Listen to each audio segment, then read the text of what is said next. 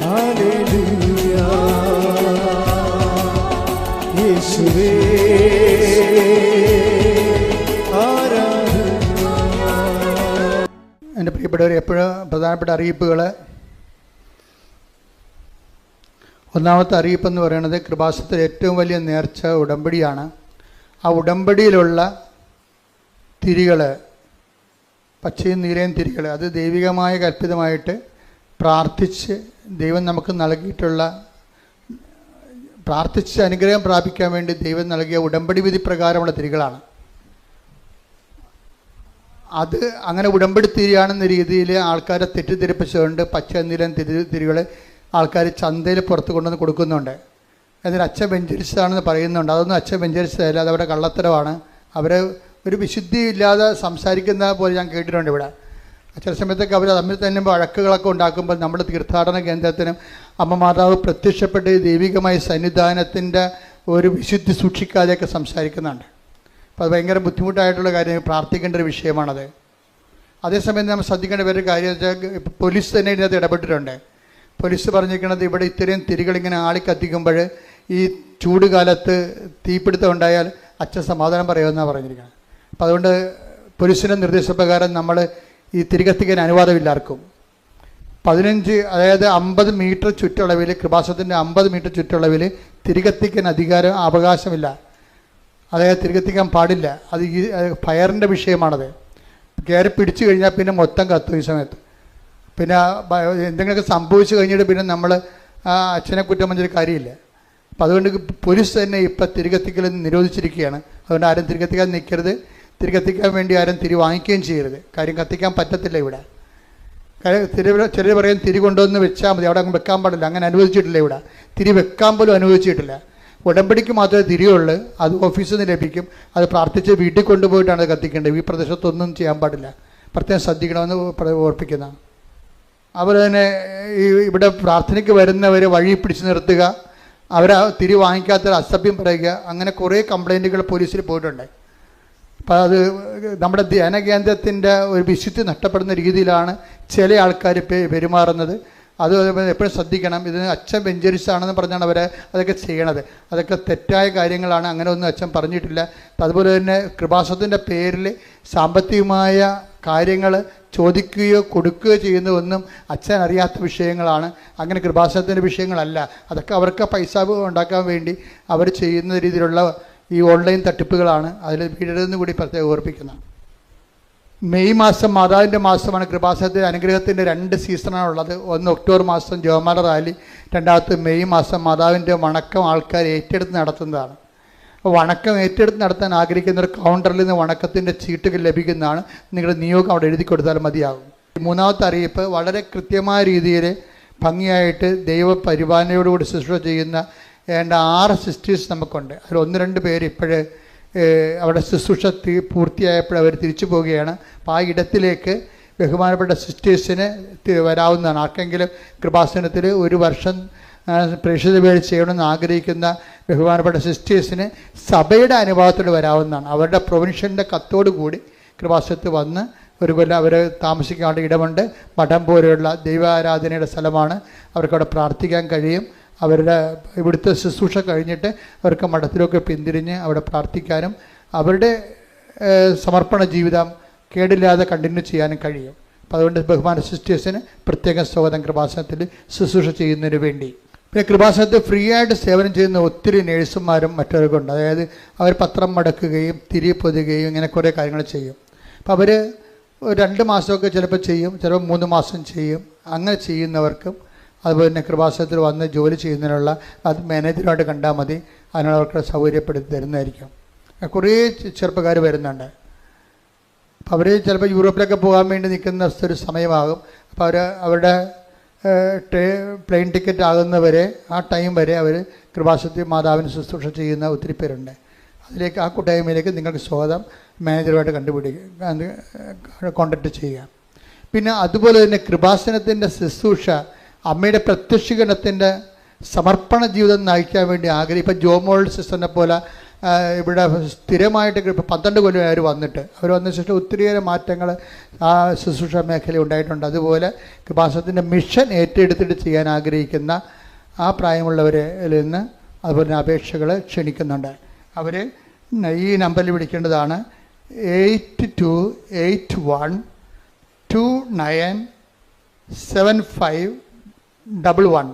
ഈ നമ്പറിൽ വിളിച്ചിട്ട് നിങ്ങൾക്ക് ഏപ്രിൽ മാസം മുതൽ ജോയിൻ ചെയ്യാവുന്നതാണ്. അതാണ് ആദ്യം കമാൻസി പ്രോഗ്രാമാണ്. അതിനുശേഷമായിരിക്കും നിങ്ങളുടെ നിയോഗമനുസരിച്ചുള്ള ശുശ്രൂഷകൾ നിങ്ങളെ ഏൽപ്പിക്കുക. പരിശുദ്ധ പരമ ദിവ്യകാരുണ്യത്തിന് പരിശുദ്ധ പരമ ദിവ്യകാരുണ്യത്തിന് പരിശുദ്ധ പരമ ദിവ്യകാരുണ്യത്തിന്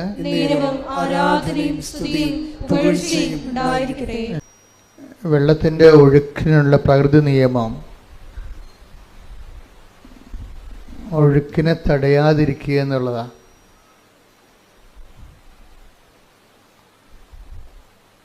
വെള്ളത്തിൻ്റെ ഒഴുക്കിനുള്ള ഒരു പ്രകൃതി നിയമം എന്താ? അവിടെ മാനുഷികമായ ഇടപെടലിൽ ഒഴുക്കിനെ തടയാതിരിക്കുക. ഇപ്പം മദ്രാസിലൊക്കെ വെള്ളപ്പൊക്കം വന്നപ്പോൾ അതിൻ്റെ പഴയ മദ്രാസ് പട്ടണത്തിൻ്റെ പഴയ ബ്ലൂ പ്രിൻറ്റിൽ ഒത്തിരിയേറെ അരുവികളും പുഴകളും ഒഴുകിക്കൊണ്ടിരുന്ന സ്ഥലമാണ്. പിന്നീട് പിന്നീട് വേനൽക്കാലം വന്നപ്പോൾ ആൾക്കാർ വെള്ളം ഒഴുക്കിനെക്കുറിച്ച് മറന്നു, അവിടെ എല്ലാം വീട് വെച്ചു. പിന്നീട് വർഷം വന്നപ്പോൾ മഴ വന്നപ്പോൾ സ്വാഭാവികമായിട്ട് വെള്ളം ഒഴുകണ സ്ഥലത്ത് കൂടി വെള്ളം ഒഴുകിപ്പോയപ്പോൾ തടസ്സമുള്ളത് കൊണ്ട് വെള്ളപ്പൊക്കം ഉണ്ടായി. അതാണ്ട് ഇതുപോലെ തന്നെ ഉടമ്പടിക്കൊരു സ്വാഭാവികമായ ഒഴുക്കുണ്ട്. ആ സ്വാഭാവികമായ ഉടമ്പടി ഒഴുക്കിന് അങ്ങനെ വിട്ടുകൊടുത്താൽ മതി. അപ്പം എന്താ സംഭവിക്കുന്നത്? ബാക്കി ഇതിൻ്റെ അകത്തുള്ള നമുക്ക് കൃപാസനത്തിൽ മരിയൻ ഉടമ്പടിക്ക് റിസ്ക് ഇല്ലാത്തത് എന്താണെന്നറിയാവോ? റിസ്ക് ഇല്ലാത്തതിന് കാരണം ഇപ്പോഴ് പല വിഷയങ്ങൾ, ഇപ്പോൾ ഞാനൊരു സാക്ഷ്യം കേട്ടുകൊണ്ടിരിക്കുകയായിരുന്നു. അപ്പോൾ ആ സാക്ഷ്യത്തിൽ ഒരു പ്രൊഫസറാണ്, പ്രൊഫസർ ടോയ് തോമസ്.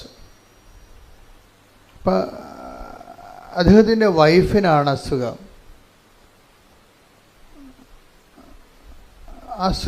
ക്യാൻസറാണ്. അതിവിടെ വന്ന് ഉടമ്പടി ചെയ്തു. ആദ്യത്തെ പ്രാവശ്യം അച്ഛനെ കണ്ടു.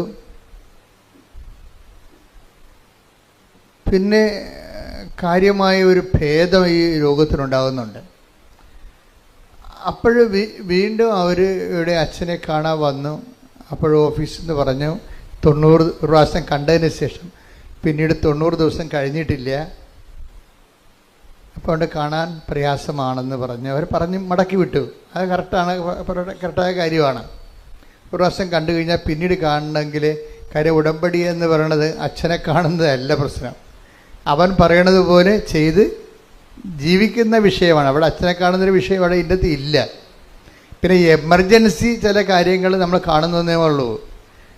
ഉടമ്പടിയുടെ ഒഴുക്കെന്ന് പറയണത് അവൻ പറയണത് പോലെ ദൈവസ്നേഹത്തോടെ ചെയ്യുന്ന കാര്യങ്ങൾ ദൈവസ്നേഹത്തോടെ ചെയ്യണമെന്നേ ഉള്ളൂ, ചെയ്ത് ജീവിക്കുക, അത്രേ ഉള്ളൂ. അല്ലാതെ എൻ്റെ സ്വാഭാവികമായ ഒഴുക്ക് അതാണ്. നമുക്ക് റിസ്ക് ഇല്ലെന്ന് ഞാൻ പറഞ്ഞതിൻ്റെ കാരണം, അപ്പോൾ എല്ലാ കാര്യത്തിനും ഒരു റിസ്ക് ഉണ്ടല്ലോ. ഇപ്പം നമ്മൾ ഒരു വ്യവസായം തുടങ്ങിയാൽ പോലും ഏറ്റവും കൂടുതൽ റിസ്ക് എന്താണ്? അതിൻ്റെ മാർക്കറ്റിംഗാണ് റിസ്ക്. ഏറ്റവും കൂടുതൽ പ്രയാസമുള്ളത് അതിൻ്റെ മാർക്കറ്റിംഗാണ്. മാർക്കറ്റിംഗ് നടന്നാൽ തന്നെ ബില്ല് പാസ്സായി നമ്മുടെ അക്കൗണ്ടിലേക്ക് വരുന്നവരെ റിസ്ക് ഇങ്ങനെ കണ്ടു. ഉടമ്പടിക്ക് റിസ്ക് ഇല്ല എന്ന് പറഞ്ഞതിൻ്റെ കാരണം ഇത് മാതാവിൻ്റെ പ്രത്യക്ഷീകരണമായിട്ട് ബന്ധപ്പെട്ട് വന്നിട്ടുള്ള ഒരു ദൈവ സംവിധാനമാണ്. അതാണ് ഇതിനെക്കുറിച്ച് കൃത്യമായിട്ട് ഉടമ്പടിയെക്കുറിച്ചുള്ള first hand knowledge, primary knowledge എന്താണ്. അതൊരു ബിബ്ലിക്കൽ കോൺസെപ്റ്റാണ് കവനൻ്റ്, ദാറ്റ്സ് ഓക്കെ, ക്ലിയർ. പക്ഷേ കൃപാസനത്തിൽ ഉടമ്പടി വന്നിരിക്കുന്നതിൻ്റെ കാരണം മാതാവിൻ്റെ പ്രത്യക്ഷ സമയഘടികാരം നെഞ്ചിൽ ചാർത്തിക്കൊണ്ട് 2004 ഡിസംബർ 7 ദുരന്തമുണ്ടാകാൻ പോണ് പ്രാർത്ഥിക്കണമെന്ന് പറഞ്ഞ ദൈവത്തിൻ്റെ തിരുമനസ്സുണ്ട് പ്രാർത്ഥിക്കുക. അപ്പോൾ എന്ത് പ്രാർത്ഥിക്കണം, എങ്ങനെ പ്രാർത്ഥിക്കണം, അതിൻ്റെ ഉത്തരമാണ് ഉടമ്പടി എടുത്ത് പ്രാർത്ഥിക്കുക എന്നുള്ളത്. അതാണ് പ്രാർത്ഥന. ഉടമ്പടി എടുത്ത് പ്രാർത്ഥിക്കുക. ഉടമ്പടി എടുത്ത് പറയുമ്പോൾ ദൈവവും നമ്മളും തമ്മിൽ ഒരു ബയലാറ്ററൽ എഗ്രിമെൻറ്റിൽ വിശുദ്ധീകരിച്ചും ശക്തീകരിച്ചും കൊണ്ട് ഇരിക്കുന്ന ഒരു ദൈവ പൈതലിനെ പ്രാർത്ഥിക്കാനുള്ള സ്വാഭാവികമായ ഒരു റൈറ്റുണ്ട്. അതിൻ്റെ ഒരു എഫിക്കഷ്യസ് ആയിട്ടുള്ള പ്രെയറാണത്. ഫലപ്രദമായ രീതിയിലുള്ള പ്രാർത്ഥന. നമുക്ക് എന്ത് വേണമെങ്കിലും പ്രാർത്ഥിക്കാം, ആർക്ക് വേണമെങ്കിലും പ്രാർത്ഥിക്കാം. പക്ഷെ കേൾക്കണമെന്നൊരു നിർബന്ധമില്ല. പക്ഷെ ഉടമ്പടിയിൽ കേട്ടേ മതിയാകത്തുള്ളൂ. എന്താ കാര്യം? അത് ഉടമ്പടി പ്രകാരമാണ് നമ്മൾ അതിൻ്റെ അകത്ത് ദൈവമായിട്ട് ഇൻട്രാക്ട് ചെയ്യണത്. കാര്യം ഉടമ്പടി എന്തിനെ ബേസ് ചെയ്ത് നിൽക്കണതാണ്? ദൈവത്തിൻ്റെ വാഗ്ദാനങ്ങളെ ബേസ് ചെയ്താണ് നിൽക്കുന്നത്. അല്ലാതെ വിശ്വാസത്തെ അല്ല. നമ്മൾ വിശ്വാസികളായതുകൊണ്ട് പ്രാർത്ഥിക്കണമല്ല. ഉടമ്പടി വിശ്വാസത്തെ അല്ല അടിസ്ഥാനപ്പെടുത്തിയിരിക്കുന്നത്. മറിച്ച് എന്താണ്? ഉടമ്പടി വിശ്വാസം അതിലുണ്ട്. തീർച്ചയായിട്ടും കറണ്ടില്ലാതെ ഫാൻ കറങ്ങത്തില്ലല്ലോ. വിശ്വാസം അതിലുണ്ട്. പക്ഷേ ഇതിൻ്റെ മെക്കാനിസം എന്ന് പറയണത് എന്താണ്?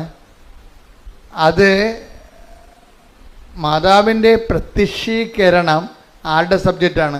നമ്മുടെ സബ്ജക്റ്റ് അല്ല. ജോസഫ് അച്ഛൻ വല്ല മെമ്മോറാണ്ടം കൊടുത്തിട്ടാണ് മാതാവ് പ്രത്യക്ഷപ്പെട്ടത്? ഇല്ല. അതാണ് വിഷയം.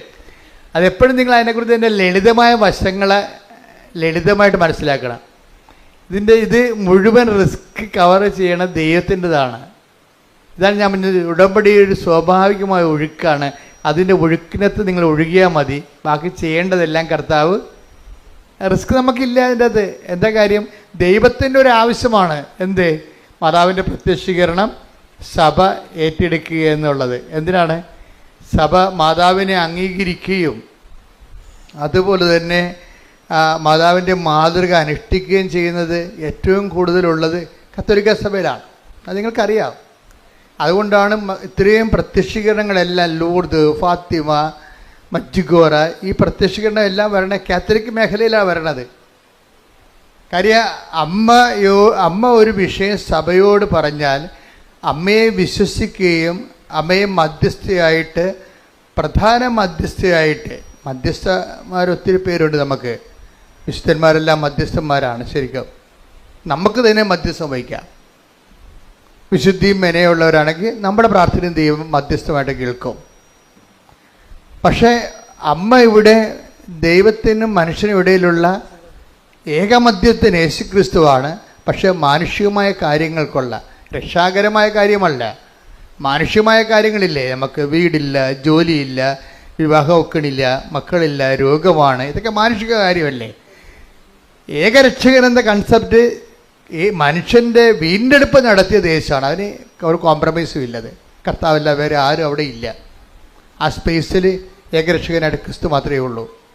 മറിയത്തിൻ്റെ സ്പേസ് എന്ന് പറഞ്ഞാൽ മാനുഷിക ആവശ്യങ്ങളുടെ മേലെ, പ്രത്യേകിച്ച് വേറെ ഒത്തിരിയേറെ മറിയൻ റാങ്കുകളുണ്ടെങ്കിലും സുവിശേഷം തുറക്കപ്പെടുന്നത് അവർക്ക് വീഞ്ഞില്ല എന്ന് അസമയത്ത് പോലും ഈശോൻ്റെ മുമ്പിൽ ആധികാരികമായിട്ട് പറഞ്ഞ് അതിന് സമാധാനം ഉണ്ടാക്കാൻ വേണ്ടി ദൈവം നിശ്ചയിച്ചിരിക്കുന്നതാണ്. അമ്മ കൈയടിച്ച് ശ്രദ്ധിക്കട്ടെ.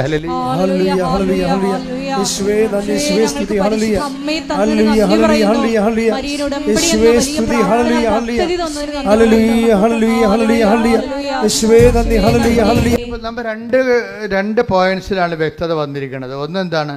ഉടമ്പടിക്ക് ഒരു സ്വാഭാവികമായ ഒഴുക്കുണ്ട്, അതിനെ തടയരുത്, ഇല്ലേ? സ്വാഭാവിക ഒഴുക്ക്. രണ്ടാമത്തെ പോയിന്റ് എന്താ പറഞ്ഞത്? ഉടമ്പടി നമുക്ക് റിസ്ക് ഇല്ല, സീറോ റിസ്ക്കാണ്. എന്താ കാര്യം? അത് വൃത്തിയും മേനയുമായിട്ട് നമ്മൾ അവൻ പറയണ പോലെ ചെയ്ത് ജീവിച്ചാൽ അത് അത് അംഗീകരിക്കേണ്ടതും അതിന് ഉത്തരം നൽകേണ്ടതും ആരാണ്? ദൈവത്തിൻ്റെ ഒരു ആവശ്യമാണ് ഇവിടെ. കൃപാസനത്തിൽ ഉടമ്പടി എടുക്കുമ്പോൾ നമ്മുടെ ആവശ്യം മാത്രമല്ല, അമ്മയുടെ പ്രത്യക്ഷീകരണ സഭ ഏറ്റെടുക്കണമെങ്കിൽ എന്ത് ചെയ്യണം? അമ്മയുടെ പ്രത്യക്ഷീകരണം സ്ഥിരീകരിക്കുന്ന അടയാളങ്ങൾ ഉണ്ടാകണമെങ്കിൽ എന്ത് ചെയ്യണം? അടയാളം ഉണ്ടാക്കുന്ന വിധത്തിലുള്ള രീതിയിലുള്ള സത്യസന്ധമായ ആധ്യാത്മിക ജീവിതം ഉണ്ടാകണം. സത്യസന്ധമായ ആധ്യാത്മിക ജീവിതവും പ്രാർത്ഥനാ ജീവിതവും രണ്ടും രണ്ടാണ്. നമ്മൾ ആധ്യാത്മിക ജീവിതത്തിന് പറയണത്, പ്രാർത്ഥനാ ജീവിതത്തിനാണ് നമ്മൾ ആധ്യാത്മിക ജീവിതം എന്ന് പറയണത്. പറഞ്ഞ മനസ്സിലായില്ലേ? പ്രാർത്ഥനാ ജീവിതം ആധ്യാത്മിക ജീവിതം ആവണമെന്ന് ഒരു നിർബന്ധവും ഇല്ല. സത്യസന്ധമായ ആധ്യാത്മിക ജീവിതം ശരിക്കും പറഞ്ഞാൽ പ്രാർത്ഥനാ ജീവിതവുമായിട്ട് വ്യത്യാസമുണ്ട്. പ്രാർത്ഥനാ ജീവിതം മോശമാണെന്നല്ല പറഞ്ഞത്. സത്യസന്ധമായ ആധ്യാത്മിക ജീവിതം പ്രാർത്ഥനാ ജീവിതമാകണമെന്ന് നിർബന്ധമില്ല. എന്നുവെച്ചാൽ എല്ലാ പ്രാർത്ഥനാ ജീവിതവും ആധ്യാത്മിക ജീവിതമല്ല. അതറിയണമെന്നുണ്ടെങ്കിലേ നിങ്ങൾ 1 തിമോത്തി 4:8 എടുത്തേ. ശാരീരികമായ പരിശീലനം കൊണ്ട് ശാരീരികമായ പരിശീലനം കൊണ്ട് കുറച്ച് പ്രയോജനമുണ്ട്.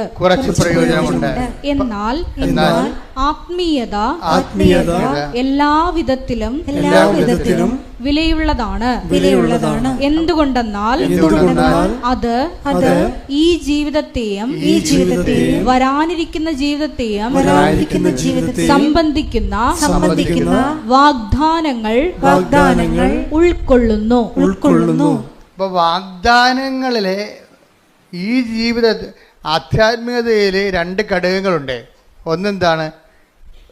ഈ ജീവിതത്തെ അത് അഡ്രസ്സ് ചെയ്യുന്നുണ്ട്. ഈ ജീവിതത്തെ മാറ്റി നിർത്തിക്കൊണ്ട് തൂണുമേ സൈബന്മാരുണ്ടാക്കുന്ന പരിപാടിയില്ല.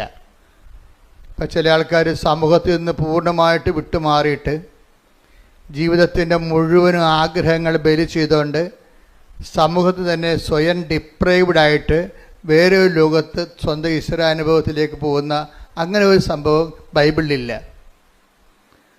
ശാരീരികമായി ഇപ്പോൾ യോഗ പോലെയുള്ള ശാരീരികമായ അഭ്യാസങ്ങളും ആധ്യാത്മികമായിട്ട് ബൈബിൾ കാണുന്നില്ല. അതാണ് അങ്ങനെ എഴുതിയിരിക്കുന്നത്.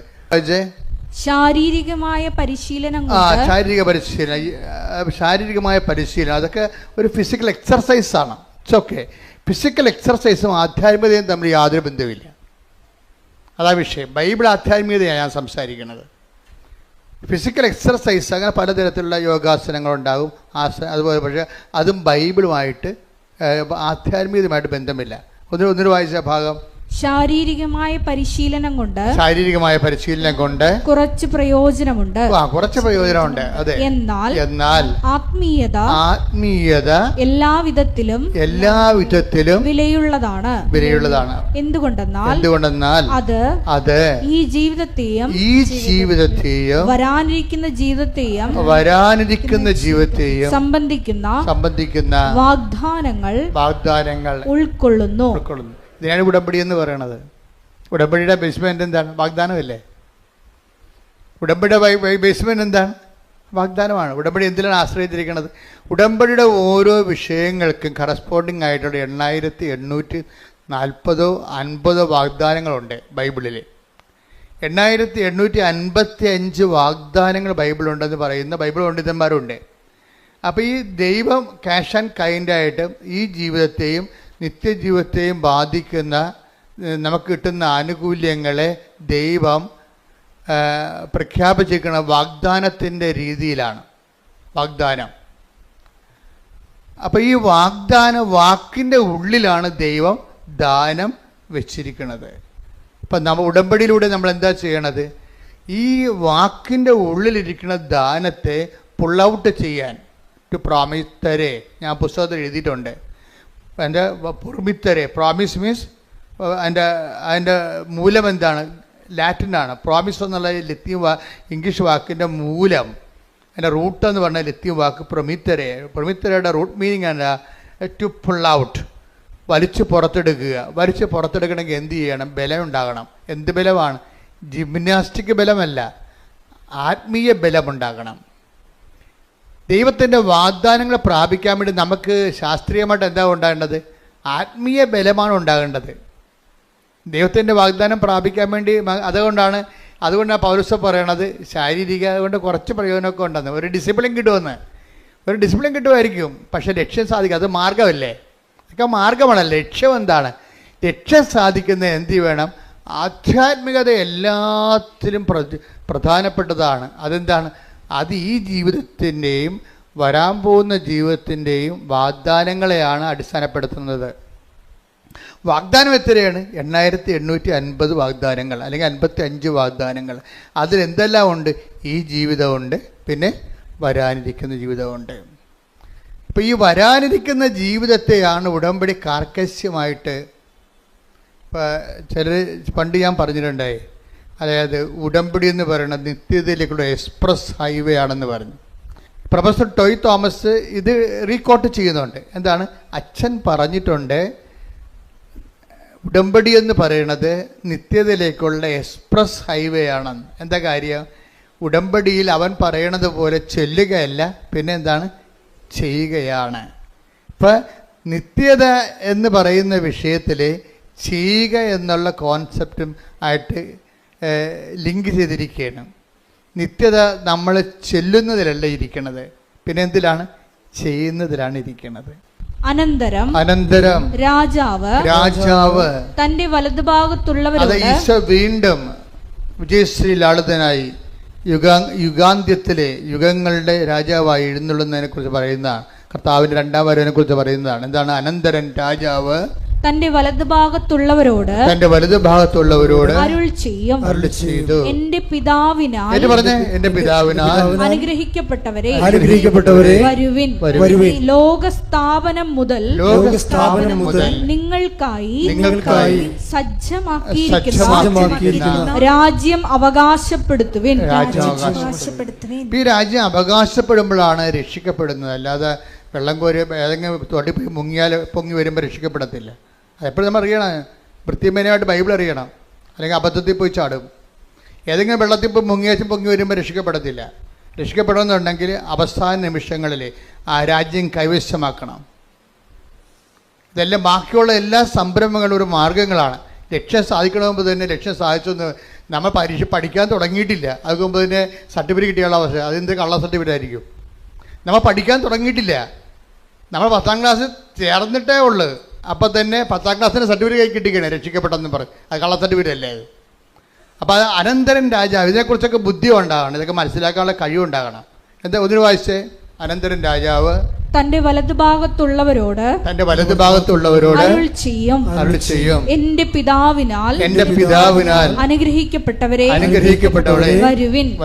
ലോകസ്ഥാപനം മുതൽ നിങ്ങൾക്കായി സജ്ജമാക്കിയിരിക്കുന്ന രാജ്യം അവകാശപ്പെടുത്തുവിൻ. ഈ രാജ്യം അവകാശപ്പെടുത്തും. കർത്താവിന്റെ കൂടെ നിത്യതയോളം ജീവിക്കാനുള്ള വാഴുവിനുള്ള അവകാശം പ്രാപിച്ചു കഴിയുമ്പോഴാണ്, രാജ്യം അവകാശപ്പെടുമ്പോഴാണ് ഒരു ആത്മാവ് രക്ഷിക്കപ്പെടുന്നത്. ശരിക്കും പറഞ്ഞു അതാണ് സഭയുടെ നിലപാട്, സത്യസന്ധമായ നിലപാട്. അച്ഛൻ പറഞ്ഞു വരുന്നതിൻ്റെ കാരണം എന്താ? ഇവിടെ അവസാനം ചോദിക്കണത് നിങ്ങൾ ചെയ്ത കാര്യങ്ങളാണ്, ചൊല്ലിയ കാര്യങ്ങളല്ല. ഉടമ്പടി വിജയിക്കണത് അതാണ്. അവസാനം കർത്താവ് നമ്മളോട് ചോദിക്കണത് എന്താണ്? നമ്മൾ ചെയ്ത കാര്യങ്ങളാണ്. ഞാൻ രോഗിയായിരുന്നു, നിങ്ങൾ എന്നെ സന്ദർശിച്ചു. ഞാൻ നഗ്നനായിരുന്നു, നിങ്ങൾ എന്നെ ഉടുപ്പിച്ചു. എനിക്ക് വിശന്ന് നിങ്ങളെനിക്ക് ഭക്ഷണം തന്നു. ഇപ്പോൾ ആൾക്കാർ ഏറ്റവും വലിയ ഞങ്ങൾ കാരുണ്യപ്രവൃത്തി പറയുമ്പോൾ ഈ നഗ്നനെ ഉടുപ്പിക്കുന്ന പോലെ തന്നെയാണ് അറിവില്ലാത്തവർക്ക് അറിവ് പകർന്നു കൊടുക്കുന്നത്. ഇപ്പോൾ 2-3 സാക്ഷി ഞാൻ കേട്ടു. ഇന്നലെ ഒരു നോൺ ക്രിസ്ത്യൻ ആയിട്ടൊരു മോൾ പറഞ്ഞ്, ഞാൻ ചെയ്യുന്ന ഏറ്റവും നല്ല നന്മ പ്രവൃത്തി എന്ന് പറയുന്നത് എല്ലാവരെയും കൊണ്ട് ഞാൻ എൻ്റെ കൂട്ടുകാരെ കൊണ്ട് ഞാൻ ജർമ്മൻ പഠിപ്പിക്കും. എന്നിട്ട് ഞാൻ അവർക്ക് ട്യൂഷൻ എടുക്കും. ഞാൻ തന്നെ അവർക്ക് ട്യൂഷൻ എടുക്കും. അതാണ് അറിവില്ലാത്തവരെ പഠിപ്പിക്കുകയാണ് സംഭവം. ഇപ്പോൾ ഓരോരുത്തർക്കും നമുക്ക് ചെയ്യാൻ പറ്റുന്നതാണ് ചെയ്യാൻ പറ്റുന്നത് എപ്പോഴും. അതേപോലെ ഈ കാരുണ്യ പ്രവർത്തികൾ 7 എന്നല്ല, 7,000 70,000 ഉണ്ട്. അവർക്ക് ചെയ്യാൻ പറ്റുന്നത് അവൾ ചെയ്തു. ആരാണ്? ഈശോ പറഞ്ഞത് എന്താണ്? ഇപ്പം ചെയ്യാൻ പറ്റുന്നതെല്ലാമാണ് ഉടമ്പടി ചെയ്യേണ്ടത്.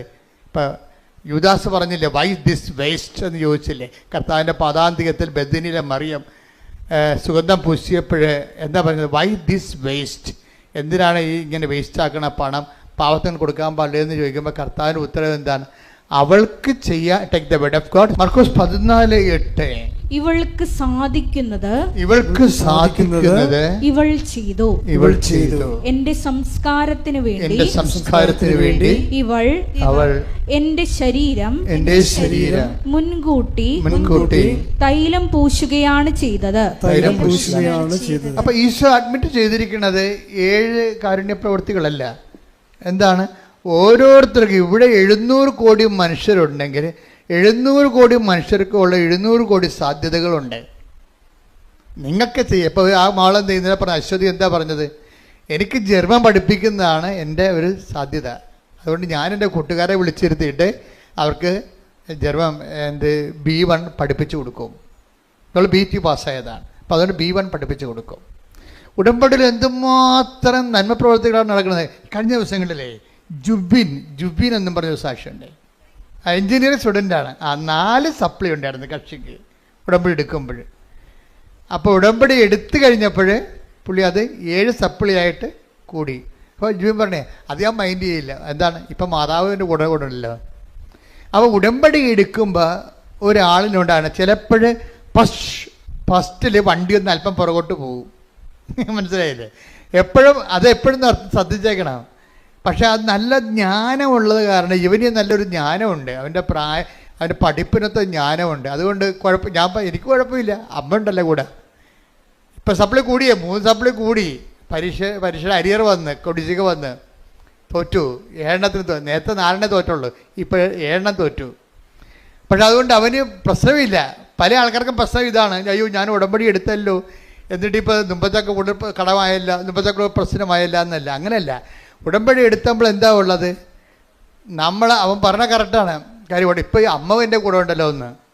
അപ്പം ദൈവം എപ്പോഴും ശ്രദ്ധിക്കേണ്ടത് ഉടമ്പടിയുടെ ബേസിക്കായിട്ടുള്ള സംഭവം എന്താണ്? പ്രസൻസ് തന്നെയാണ്. ഒരു സംശയമില്ല. ഉടമ്പടിയുടെ ബേസിക്ക് ഇത് നമ്മൾ ഒറ്റയില്ല. കാര്യം മനുഷ്യൻ്റെ വിഷയം ആദ്യകാലം പോലെ അങ്ങനെയല്ലേ. ആദ്യകാലം പോലെ ഇപ്പം പുരുഷനെ സൃഷ്ടിച്ചപ്പോൾ ദൈവം എന്താ പറയണത്? മനുഷ്യന് ഏകനായിരിക്കണത് അതൊരു നല്ല കാര്യമല്ലേ. കാര്യം ചിലപ്പോൾ അവന് നിരാശ കൊണ്ട് തന്നെ ചിലപ്പോൾ ആത്മഹത്യ ചെയ്ത് വരും. കാര്യം മനുഷ്യൻ്റെ ഒരു വിഷയം മനുഷ്യൻ്റെ ഒരു ക്രീച്ചർ ലെവലിൽ അങ്ങനെ ഏകസ്ഥമായിട്ട് അങ്ങനെ തുടരാൻ പാടാണ്. അതിനെന്ത് ചെയ്യും? അതിന് മനുഷ്യൻ 2 കാര്യം ചെയ്യും. ചില ആൾക്കാർ ചേർന്ന ഇണയെ മനുഷ്യമായിട്ട് തന്നെ കണ്ടെത്തും. ഭൂരിപക്ഷം പേര് അങ്ങനെ ചെയ്യും. ഞങ്ങളെപ്പോഴുള്ളവർ ദൈവസേവ ശുശ്രൂഷയായിട്ട് ദൈവ സാന്നിധ്യം കണ്ടെത്തും. പക്ഷെ നിങ്ങൾക്കറിയാം ഞങ്ങളെ ജയിക്കണ പാടിൽ നിങ്ങൾ ചിലപ്പോൾ തോറ്റുപോകണമെന്നല്ല ഞാൻ പറയണത്. അതായത് നിങ്ങളെ ഒരു ഇണയെ തിരഞ്ഞെടുത്തെന്ന് വിചാരിച്ചോ, ഈ ഇണയെ തിരഞ്ഞെടുത്തെന്ന് വിചാരിച്ചാലും ശരി, ഇണ ഉണ്ടെങ്കിലും ചില സമയത്ത് ഇണയില്ലാത്ത പോലെ നമുക്ക് ഫീൽ ചെയ്യും. ദൈവികതയിൽ അതില്ല. ഒരിക്കൽ തിരഞ്ഞെടുത്ത് കഴിഞ്ഞാൽ എന്നും കുന്നും നമുക്ക് ബോധം ഉണ്ടെങ്കിൽ നമുക്കിതിനെക്കുറിച്ച് സത്യസന്ധമായിട്ടാണ് നമ്മൾ ജീവിതം കമ്മിറ്റ് ചെയ്തിരിക്കണമെന്നുണ്ടെങ്കിൽ ഈ സാന്നിധ്യത്തിന് ഗ്യാരണ്ടീഡാണ്. പക്ഷെ വിവാഹത്തിലുള്ള സാന്നിധ്യം ഗ്യാരണ്ടീഡ് അല്ല ശരിക്കും പറഞ്ഞാൽ. അതുകൊണ്ട് നല്ല ശരിക്കും റിസ്ക് ഇല്ലെങ്കിൽ വിവാഹ ജീവിതം ആധ്യാത്മിക ജീവിതത്തേക്കാൾ പാടായിട്ട് വരും. ഇപ്പം ഇന്നലെ ഒരു ചേച്ചി എന്നോട് പറഞ്ഞ്, അച്ഛാ എൻ്റെ ജീവിത പങ്കാളി മറ്റു സ്ത്രീകളുമായിട്ട് ബന്ധമുണ്ട്, അവിശ്വസ്തതയാണെന്ന് പറഞ്ഞു. അതാണ് അവർ ഉദ്ദേശിക്കുന്നത്. ജീവിത പങ്കാളി കല്യാണം കഴിച്ചതാണ്. അപ്പോൾ എന്നാലും ആ ചേട്ടൻ മറ്റു സ്ത്രീകളുമായിട്ട് ബന്ധമുണ്ടെന്ന് പറഞ്ഞു. അപ്പോൾ ഞാൻ ചേച്ചിയോട് പറഞ്ഞ്, ചേച്ചിക്ക് എത്ര വയസ്സുണ്ടെന്ന് ചോദിച്ചു. അപ്പോൾ പറഞ്ഞു 43. ഞാൻ പറഞ്ഞ കണ്ടാൽ 63 തോന്നുന്നില്ല എന്ന് പറഞ്ഞു. അതെന്താ കാര്യം? എന്താ അങ്ങനെ പറഞ്ഞത്? ശരിയാണ്. ഞാൻ പോയി ഒന്നുമില്ലെങ്കിൽ നിങ്ങൾ പോയി ഡൈയെങ്കിലും ചെയ്യാൻ പറഞ്ഞു. എന്ന് വെച്ചാൽ അവരൊരു അമ്മാമ്മ പരുവത്തിലിരിക്കുകയും അവർക്ക് അതിൻ്റെ ആവശ്യമില്ലേ, മര്യാദയ്ക്ക് ജീവിക്കാവേ. നമ്മൾ ശ്രദ്ധിക്കണം അല്ലേ? നമ്മുടെ പുരുഷൻ അല്ലെങ്കിൽ നമ്മുടെ സ്ത്രീ മറ്റൊരു ജീവിത പങ്കാളി തേടി പോകുന്നത് എന്തുകൊണ്ടാണ്? പോകാതിരിക്കാനുള്ള പ്രാഥമിക നടപടി ആരാ ചെയ്യേണ്ടത്? നമ്മളാ ചെയ്യേണ്ടത്. നിങ്ങളുടെ വീടിൻ്റെ വാതിക്ക് താക്കോൽ പോയിട്ട് കൃപാസന വാതിക്കോ നോക്കിയാൽ താക്കോൽ കിട്ടുക. അതാണ് പ്രശ്നം. നിങ്ങൾ ചെയ്യാനുള്ള സംഭവം ഞാൻ ഇവിടെ ചേച്ചിയോട് പച്ചമ നടത്തി പറഞ്ഞു. എൻ്റെ സ്വഭാവം നിങ്ങൾക്ക് അറിയാവില്ല. അപ്പോൾ അവിടെ തന്നെ കാര്യങ്ങൾ പറയും. ദൈവികമായ കാര്യങ്ങളാണ് ദൈവികമായിട്ട് സംസാരിക്കും, മാനുഷികമായ കാര്യങ്ങളാണെങ്കിൽ മാനുഷികമായിട്ട് സംസാരിക്കും. ഇപ്പോൾ പണ്ട് ഞങ്ങൾ അപ്പോൾ ഉടനെ ചേച്ചി കാര്യം മനസ്സിലായി. നിങ്ങൾ ചില ചേച്ചിമാരുടെ ഒരു പ്രശ്നത്തിൽ വന്നത്, ഇനിയിപ്പോൾ എന്നാ നോക്കാനാണ്, കെട്ടി കഴിഞ്ഞത് പറയുകയും ചെയ്ത് ഇനിയിപ്പോൾ ആരാ ബോധിപ്പിക്കാനാണ്. അപ്പോൾ ഇത്രയും നാൾ നിങ്ങൾ ബോധിപ്പിച്ചുകൊണ്ടിരിക്കുന്നത് കെട്ടാൻ പോണവനെ ബോധിപ്പിക്കാൻ പോകുകയല്ല ഞാൻ. പക്ഷേ ഇനിയാണ് ബോധിപ്പിക്കൽ കൂടുതൽ വേണ്ടി വരണത്.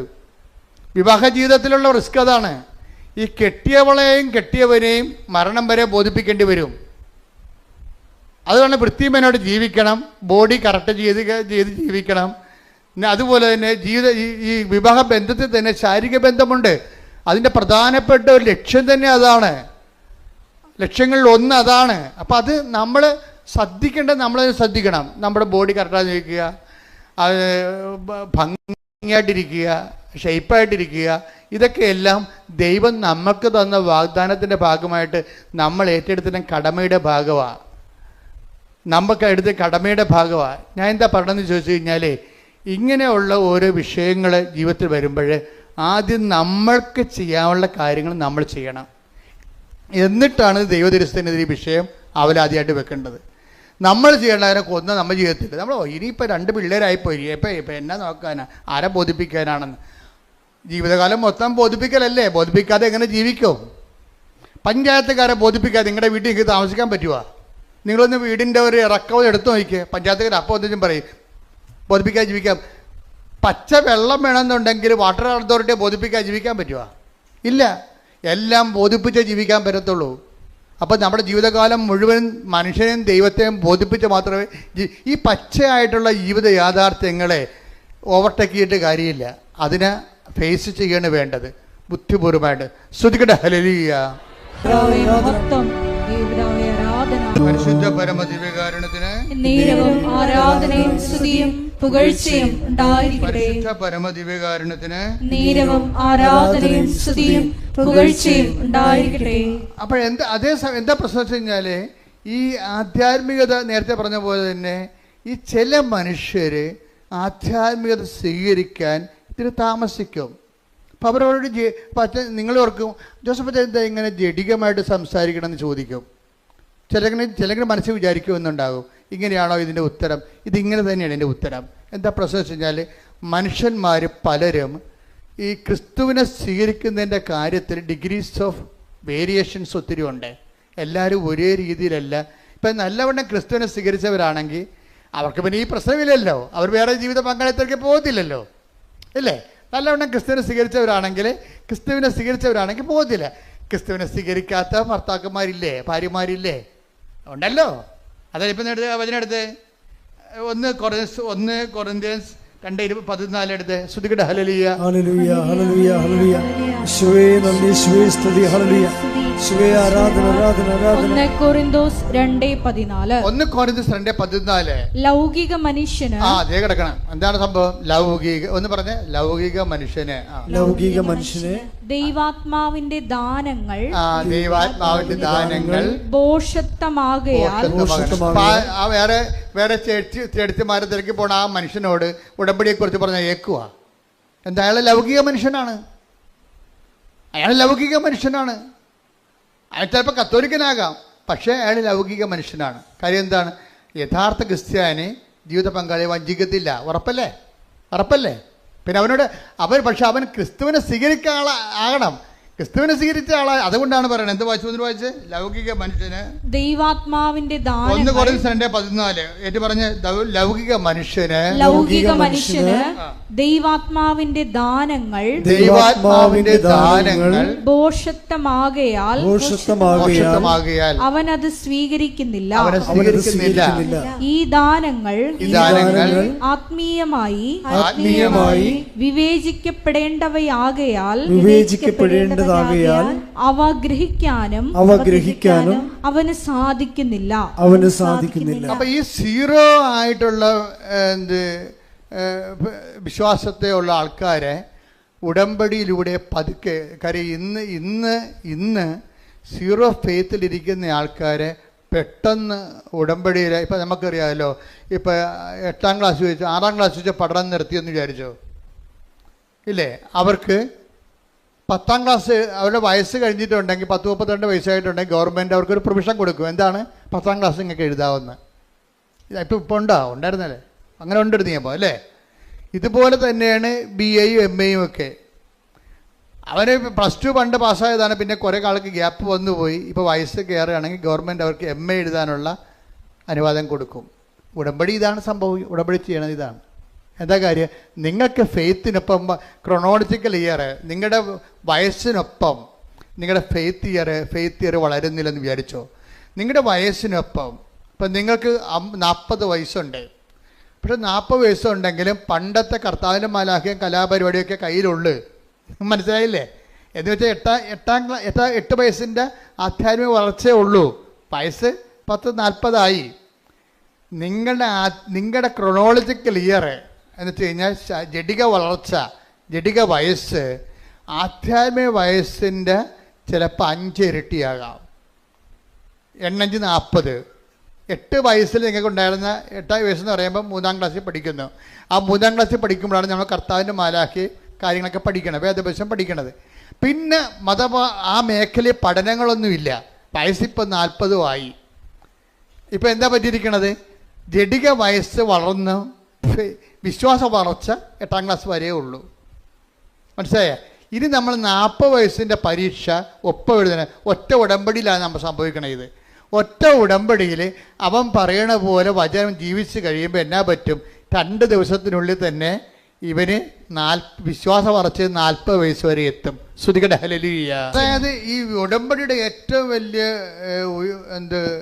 ശക്തി എന്ന് പറയണത്, ഇത് എത്ര ആധ്യാത്മികമായിട്ട് തോറ്റ് തുന്നമ്പാടി കിടക്കുന്നവനെയും അത് വൃത്തിമെനയായിട്ട് ഉടമ്പടിയിലേക്ക് അവന് അത് പ്രയോഗത്തിൽ കൊണ്ടുവരുമ്പോൾ പെട്ടെന്ന് ഇവൻ്റെ ഫെയ്ത്ത് ഇയർ അവൻ്റെ വയസ്സിനേക്കാൾ കൂടുതലാകും. നമുക്കറിയാമല്ലോ, എപ്പോഴും ഇപ്പം നമ്മളൊരു ലെൻസ് ഒരു തീപ്പെട്ടിക്കൊള്ളി എടുത്ത് വെച്ചു. അപ്പോൾ നമ്മൾ എന്നിട്ട് ലെൻസ് എടുത്തിട്ട് സൂര്യന് നേരെ പിടിച്ചു. അപ്പോൾ ലെൻസ് പിടിക്കുമ്പോൾ തന്നെ തീപ്പെട്ടിക്കൊള്ളി കത്തത്തില്ല അല്ലേ? ആ ലെൻസിൻ്റെ സൂര്യപ്രകാശം ഫോക്കസ് ചെയ്തിട്ട് ആ മരുന്നിലേക്ക് കുറച്ച് നേരം അങ്ങനെ ഫോക്കസ് ചെയ്യുമ്പോൾ തീപ്പെട്ടിക്കൊള്ളിയുടെ മരുന്ന് വശം പുകഞ്ഞ് കത്തും. അതുപോലെ ഉടമ്പടി കൃത്യതയിലേക്ക് അവൻ പറയണ പോലെ ചെയ്യുമ്പോൾ ആ ചെയ്യാൻ പറ്റിയ ദൈവസ്നേഹം ഉണ്ടാകണം, ആ ചെയ്യാൻ പറ്റിയ ദൈവവിശ്വാസം ഉണ്ടാകണം, ആ ചെയ്യാൻ പറ്റിയ ദൈവപ്രത്യാശ ഉണ്ടാകണം. ഇതിന് അറിവിൻ്റെ പ്രത്യാശയുണ്ട്, അഭിഷേക പ്രത്യാശയുണ്ട്. അതാണ് വിഷയം. ഒരു വിഷയം നമ്മൾ അറിവിൽ ചെയ്യുമ്പോൾ അറിവിൻ്റെ പ്രത്യാശ ഉണ്ടാകത്തുള്ളൂ. ഒരു വിഷയം നമ്മൾ അനുഭവത്തിൽ ചെയ്യുമ്പോൾ അഭിഷേക പ്രത്യാശ ഉണ്ടാകും. അപ്പോൾ നിങ്ങൾ പറയാം, അച്ഛാ മനസ്സിലാകണില്ലെന്ന് പറയും. അത് മനസ്സിലാക്കി തരാം. അതെന്താ ഇപ്പോൾ സംഭവം വെച്ച് കഴിഞ്ഞാൽ, നമ്മൾ ദൈവസ്നേഹത്തോടെയാണ് നിങ്ങൾ അവൻ പറയണ പോലെ ചെയ്യണമെന്നുണ്ടെങ്കിൽ അത് പെട്ടെന്ന് നമുക്ക് ദൈവത്തെ അനുഭവിക്കാൻ പറ്റും. ദൈവസ്നേഹത്തോടെയാണ് നമ്മൾ ഓരോ വിഷയവും. ഇപ്പോൾ ഈ അദ്ദേഹത്തിൻ്റെ പ്രൊഫസർ ടോയ് തോമസ്, വൈഫിൻ്റെ അസുഖം അറിയാമല്ലോ. വൈഫിൻ്റെ ചെറിയ അസുഖമൊന്നുമല്ല. ആ വൈഫിൻ്റെ ആദ്യം ലിംഫോമ എന്ന് പറയുന്ന മുഴയുന്ന ക്യാൻസർ ആണെന്നാണ് ആദ്യം ഡിക്റ്റേറ്റ് ചെയ്തത്. പക്ഷേ അതിൻ്റെ സ്കാനിങ് റിപ്പോർട്ട് വന്നപ്പോൾ എന്താ സംഭവിച്ചിരിക്കണമെന്ന് അറിയാം. അത് ആ രോഗം അഡിനോ കസിനോവ എന്ന് പറഞ്ഞ അതായത് ക്യാൻസറിൻ്റെ 5-ാം സ്റ്റേജായി. 5-ാം സ്റ്റേജായെന്ന് വെച്ചാൽ പിന്നെ ഇനി അതിന് മരുന്നില്ല, അതിന് റേഡിയേഷൻ ഇല്ല, കീമോ ഇല്ല, ഓപ്പറേഷൻ ഇല്ല, ഒന്നുമില്ല. ആകപ്പാടെ ഉള്ളതെന്ന് വെച്ച് കഴിഞ്ഞാൽ മരണം വരെയുള്ള പാലിയേറ്റീവ് കെയർ മാത്രമേ ഉള്ളൂ. ഈ പ്രൊഫസറിൻ്റെ വൈഫിൻ്റെ അവസ്ഥയാണ് പെട്ടെന്ന് പാലിയേറ്റീവ് കെയറിൽ മാത്രമായിപ്പോയി. കാര്യം ആ രോഗത്തിന് മരുന്നില്ല, കീമോ ഇല്ല, റേഡിയേഷൻ നടക്കത്തില്ല, ഓപ്പറേഷൻ ഇല്ല.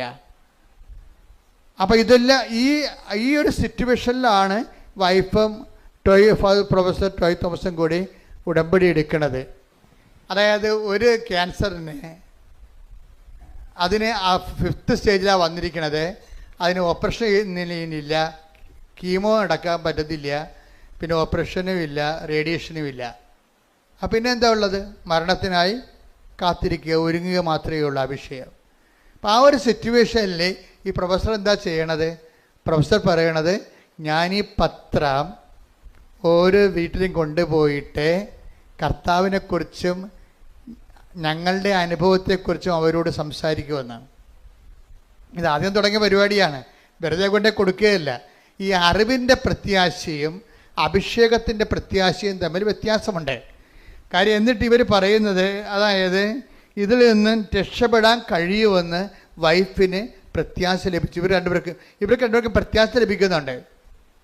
നമ്മളെപ്പോഴും പ്രത്യാശ എന്ന് പറയുമ്പോൾ ഉടനെ നമ്മൾ ഉദ്ദേശിക്കുന്നത് ഒരു അറിവിൻ്റെ പ്രത്യാശയുണ്ട്, അഭിഷേകത്തിൻ്റെ പ്രത്യാശയുണ്ട്.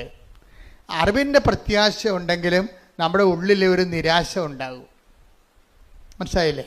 അറിവ് മൂലം ഉണ്ടാകുന്ന പ്രത്യാശ ഒരു ആത്മീയ പ്രത്യാശ അല്ലത്. അതൊരു സെക്യുലർ ആയിട്ടുള്ള ഹോപ്പാണ്, അറിവിൽ നിന്ന് നമുക്കുണ്ടാകുന്ന ഹോപ്പാണ്. പക്ഷേ യഥാർത്ഥ ഹോപ്പ് അനോയിൻറ്റഡ് ഹോപ്പ് എന്ന് പറയും. എന്താണ്?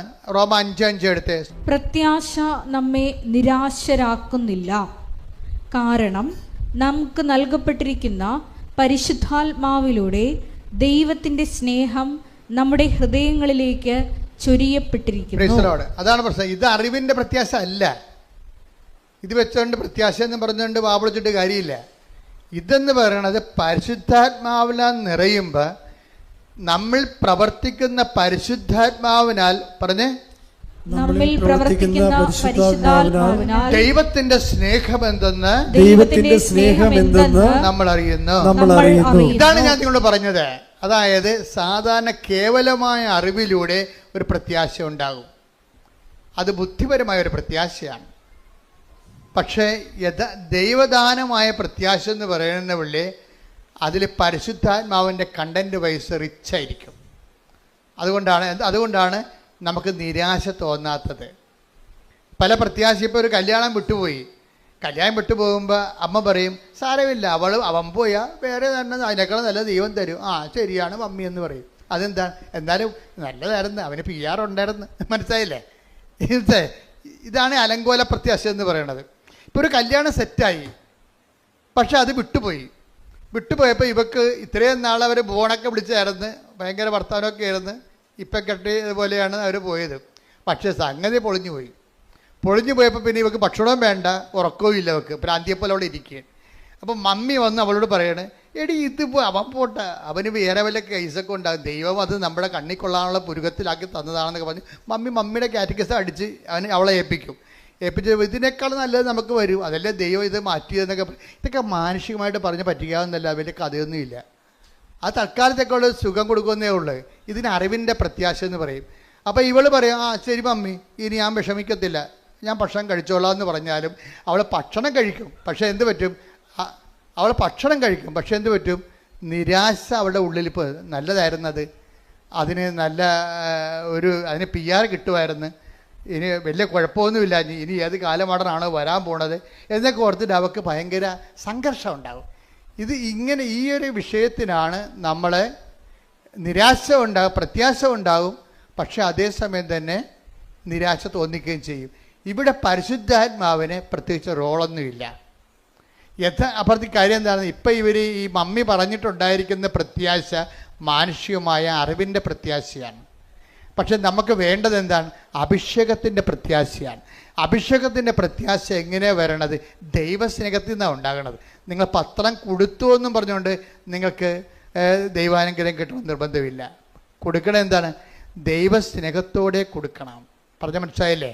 കാര്യം ഇതിൻ്റെ എല്ലാം എപ്പോഴും നമ്മൾ ശ്രദ്ധിക്കേണ്ടത്, ഉടമ്പടിയുടെ ഓരോ കാര്യവും ശ്രദ്ധിക്കേണ്ടത് നിങ്ങൾ ചെയ്യുന്ന. ഇപ്പോൾ രോഗികളെ നിങ്ങളെ പോയി കാണുന്നു, അല്ലേ?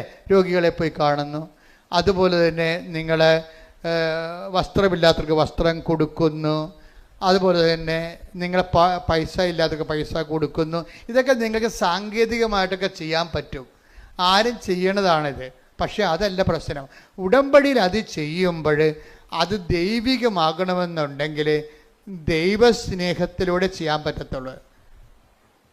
ഈ ദൈവസ്നേഹത്തോടെ ചെയ്യുമ്പോഴാണ് ദൈവികമായ, ഇപ്പം നമ്മൾ ഫെയ്ത്ത്, ഹോപ്പ് ആൻഡ് ചാരിറ്റിക്ക് ദൈവിക പുണ്യങ്ങളെന്നാണ് പറയണത്. അപ്പോൾ അതിനെ ദൈവിക പുണ്യം എന്ന് പറയാൻ കാര്യം എന്താണ്? ഈ സംഭവം തന്നെ ഓപ്പൺ മാർക്കറ്റിൽ കിട്ടും പുണ്യങ്ങളെ. നമ്മളതിനെ പുണ്യങ്ങളെന്നല്ലേ വിളിക്കുന്നത്. പ്രത്യാശയൊക്കെ മനുഷ്യന്മാർക്കുണ്ടല്ലോ, അത് കെട്ടിയെടുത്ത് ക്രിസ്ത്യാനി ആയിട്ടില്ലെങ്കിലും പ്രത്യാശ ആൾക്കാർക്കുണ്ടല്ലേ, മാനുഷികമായ പ്രത്യാശ ഉണ്ട്. എന്തുകൊണ്ടാണ് ഇതിനെ ദൈവിക പുണ്യങ്ങളെന്ന് വിളിക്കാൻ കാര്യം എന്താണ്? ദൈവദത്തമായ പുണ്യങ്ങളാണ്. അതായത് പരിശുദ്ധാത്മാവിന് ദാനമായിട്ട് ലഭിക്കുന്നത് കൊണ്ടാണ്. അതുകൊണ്ടാണ് പൗലോസ് 5:5 പറയണത്, പ്രത്യാശ നമ്മളെ നിരാശരാക്കുന്നില്ല. പറഞ്ഞേ, പ്രത്യാശ നമ്മെ നിരാശരാക്കുന്നില്ല. നമ്മൾ ചിന്തിയിരിക്കുന്ന പരിശുദ്ധാത്മാവിനാൽ, ദൈവത്തിന്റെ സ്നേഹമെന്തെന്ന് നമ്മൾ അറിയുന്നു. അപ്പൊ പ്രത്യാശ നമ്മൾ അനുഭവിക്കുമ്പോഴും അടിസ്ഥാനപരമായിട്ട് നമ്മൾ അനുഭവിക്കുന്നത് എന്താണ്? ദൈവത്തിന്റെ സ്നേഹമാണ്. ഈ പ്രൊഫസർ ടോയ് തോമസിന്റെ വൈഫ്, അവർ കീമോ അവർ പാലിയേറ്റീവ് കീമോയാണ് എടുത്തത്. വെച്ച് കഴിഞ്ഞാൽ അത് നല്ല മോർഫിനൊക്കെ അടിച്ചുള്ള ഒരു കീമോയാണ് ആ സംഭവം. അപ്പം അച്ഛൻ ഒരു മരവിപ്പ് തോന്നും, അത്രേ ഉള്ളൂ. രോഗം സുഖമാക്കുകയില്ല. രോഗത്തിൻ്റെ മരുന്നൊന്നും ഇല്ല, ആ രോഗത്തിന് മരുന്നില്ല, ഓപ്പറേഷൻ ഇല്ലെന്ന് പറഞ്ഞില്ല, റേഡിയേഷൻ ഇല്ല, കീമോയും ഇല്ല. പക്ഷേ ഇത് കഴിയുമ്പോൾ പക്ഷേ ഇവർക്ക് നല്ല പ്രത്യാശ കിട്ടും. ഇവർ പറയുന്ന വാക്കതാണ്, ഇങ്ങനെയൊക്കെ ഇത്രയും വലിയ ചികിത്സയാണെങ്കിലും എനിക്ക് നല്ല പ്രത്യാശ ഉണ്ടെന്ന്. ആ പ്രത്യാശ എന്ത് പ്രത്യാശയാണ്? പരിശുദ്ധാത്മാവിൻ്റെ പ്രത്യാശയാണ്, ദൈവികമായ പ്രത്യാശയാണ്. ഇവരെന്നോട് ചോദിക്കും, ഇവർ കണ്ണാടി നോക്കി ചോദിക്കണം, കർത്താവേ എൻ്റെ മുടി എന്താണ് കൊഴിയാത്തതെന്ന്. കീമോയൊക്കെ എടുക്കുന്നുണ്ട്, പക്ഷെ മുടി കൊഴിയണില്ല. കാര്യം നീ അഗ്നിയിലൂടെ നടക്കും, അഗ്നി നിന്നെ വിഴുങ്ങത്തില്ല. അഭിഷേക വിധി പ്രകാരമുള്ള പ്രത്യാശയാണ്. ഇത് ദൈവത്തിന് സാധിക്കുന്നത്, നമുക്ക് സാധിക്കുന്നത് ഉടമ്പടിയിലൂടെയാണ്. ദൈവികമായി ദാനം നമുക്ക് അവകാശമാക്കുന്നത് എങ്ങനെയാണ്? അവൻ പറയണത് പോലെ ചെയ്യുമ്പോഴല്ല, അവൻ പറയണത് പോലെ ദൈവസ്നേഹത്തോടെ ചെയ്യുമ്പോഴാണ്. കൈയടിച്ച് സ്തുതിക്കട്ടെ. ഹല്ലേലൂയ, പരിശുദ്ധ പരമ ദിവ്യകാരുണ്യത്തിന് ആരാധനയും സ്തുതിയും പുകഴ്ചയും ഉണ്ടായിരിക്കട്ടെ. കൈ നെഞ്ചത്ത് വെച്ചൊന്ന് ആത്മാർത്ഥത്തോടെ പ്രാർത്ഥിച്ചേ. കർത്താവേ, കർത്താവേ, ഞങ്ങൾക്കെല്ലാവർക്കും അഭിഷേക വിധി പ്രകാരമുള്ള പ്രത്യാശയുടെ അഭിഷേകം ലഭിക്കാൻ ഞങ്ങളെ അനുഗ്രഹിക്കണമേ. ഞങ്ങളുടെ ജീവിതത്തില് അങ്ങയുടെ തിരുസന്നിധിയിൽ വെച്ചിട്ടുള്ള വിഷയങ്ങള് അങ്ങയുടെ കാലത്ത് നടക്കുന്നത് വരെ പ്രത്യാശയോടെ ജീവിക്കുവാൻ ഞങ്ങൾക്ക് ദൈവസ്നേഹ സ്നിഗ്ധമായ പ്രത്യാശയാൽ അഭിഷേകം ചെയ്യണമേ.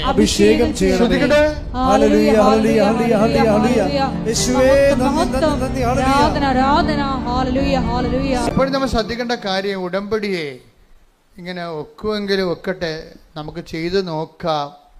നിങ്ങൾ അങ്ങനെ ഒരു അംബിഗസ് ഹൈപ്പോത്തറ്റിക്കലായിട്ട് ഒരു സാങ്കല്പികമായിട്ട് ചെയ്യുമ്പോഴാണ് നിങ്ങൾ ശരിക്കും ഉടമ്പടി എടുത്ത് പണി മേടിക്കുന്നത്. കാര്യം എന്താണ്? നിങ്ങൾ ദൈവത്തെ പരീക്ഷിക്കുകയാണ്. ചില ആൾക്കാരെന്ത് ചെയ്യും? അവർ ഉടമ്പടിയെക്കുറിച്ച് നല്ലവണ്ണം പഠിക്കും. ആദ്യം സാക്ഷ്യങ്ങളെല്ലാം കേട്ട് മനസ്സിൽ ഉറപ്പാക്കും. എന്നിട്ടെന്താ? ഒറ്റ ചെയ്താണ്. അവർ ഒറ്റ ചെയ്താണ്. ഉടമ്പടിക്ക് മുമ്പ് തന്നെ അവരിവിടെ വരുന്ന മുമ്പ് തന്നെ അവർ പോയി കുമ്പസാരിക്കും. അവർ ഇന്നലെ കേട്ട സാക്ഷ്യം എന്താണ്? ഞാൻ ഉടമ്പടിക്ക് മുമ്പ് തന്നെ 1 മാസമേ ഉടമ്പടിക്ക് എന്നെ ഒരുക്കിയെന്ന്. അതാണ് സംഭവം. ഞാൻ ഉടമ്പടി ചെയ്യുന്നതിന് 1 മാസം മുമ്പ് തന്നെ ഞാൻ ഉടമ്പടിയിലാണെന്ന രീതിയിൽ ജീവിക്കാൻ തുടങ്ങിയെന്ന് പറഞ്ഞിരിക്കുക. എന്താണ്? സത്യസന്ധമായിട്ട് ഇൻവെസ്റ്റ് ചെയ്തിരിക്കുകയാണ്. അപ്പം അങ്ങനെ വരണ കാരണം എന്താ വെച്ച് കഴിഞ്ഞാൽ അവർക്ക് ലാഗിങ് വരത്തില്ല. പക്ഷേ ലാഗിങ് വന്നില്ലേലും ഇങ്ങനെയുള്ള ആൾക്കാരെ സംബന്ധിച്ചിടത്തോളം ആന്തരിക അഭിഷേകമുള്ള കാരണം അവർക്ക് ടൈം പ്രശ്നമല്ലാതെ വരും. ഒരു കംപ്ലൈൻറ്റും ചെയ്യത്തില്ല. എന്താ കാര്യം? അതിന് ടൈം ആകുമ്പോൾ കർത്താവ് കൃത്യമായിട്ട് അത് ചെയ്യും. ഇപ്പം എന്താ വിഷയം എന്ന് പറയണത്? ഇപ്പം നിങ്ങൾക്കറിയാമല്ലോ, ഈ പറഞ്ഞ പ്രൊഫസർ ടോയ് തോമസിൻ്റെ വിഷയം തന്നെ എടുക്കുക.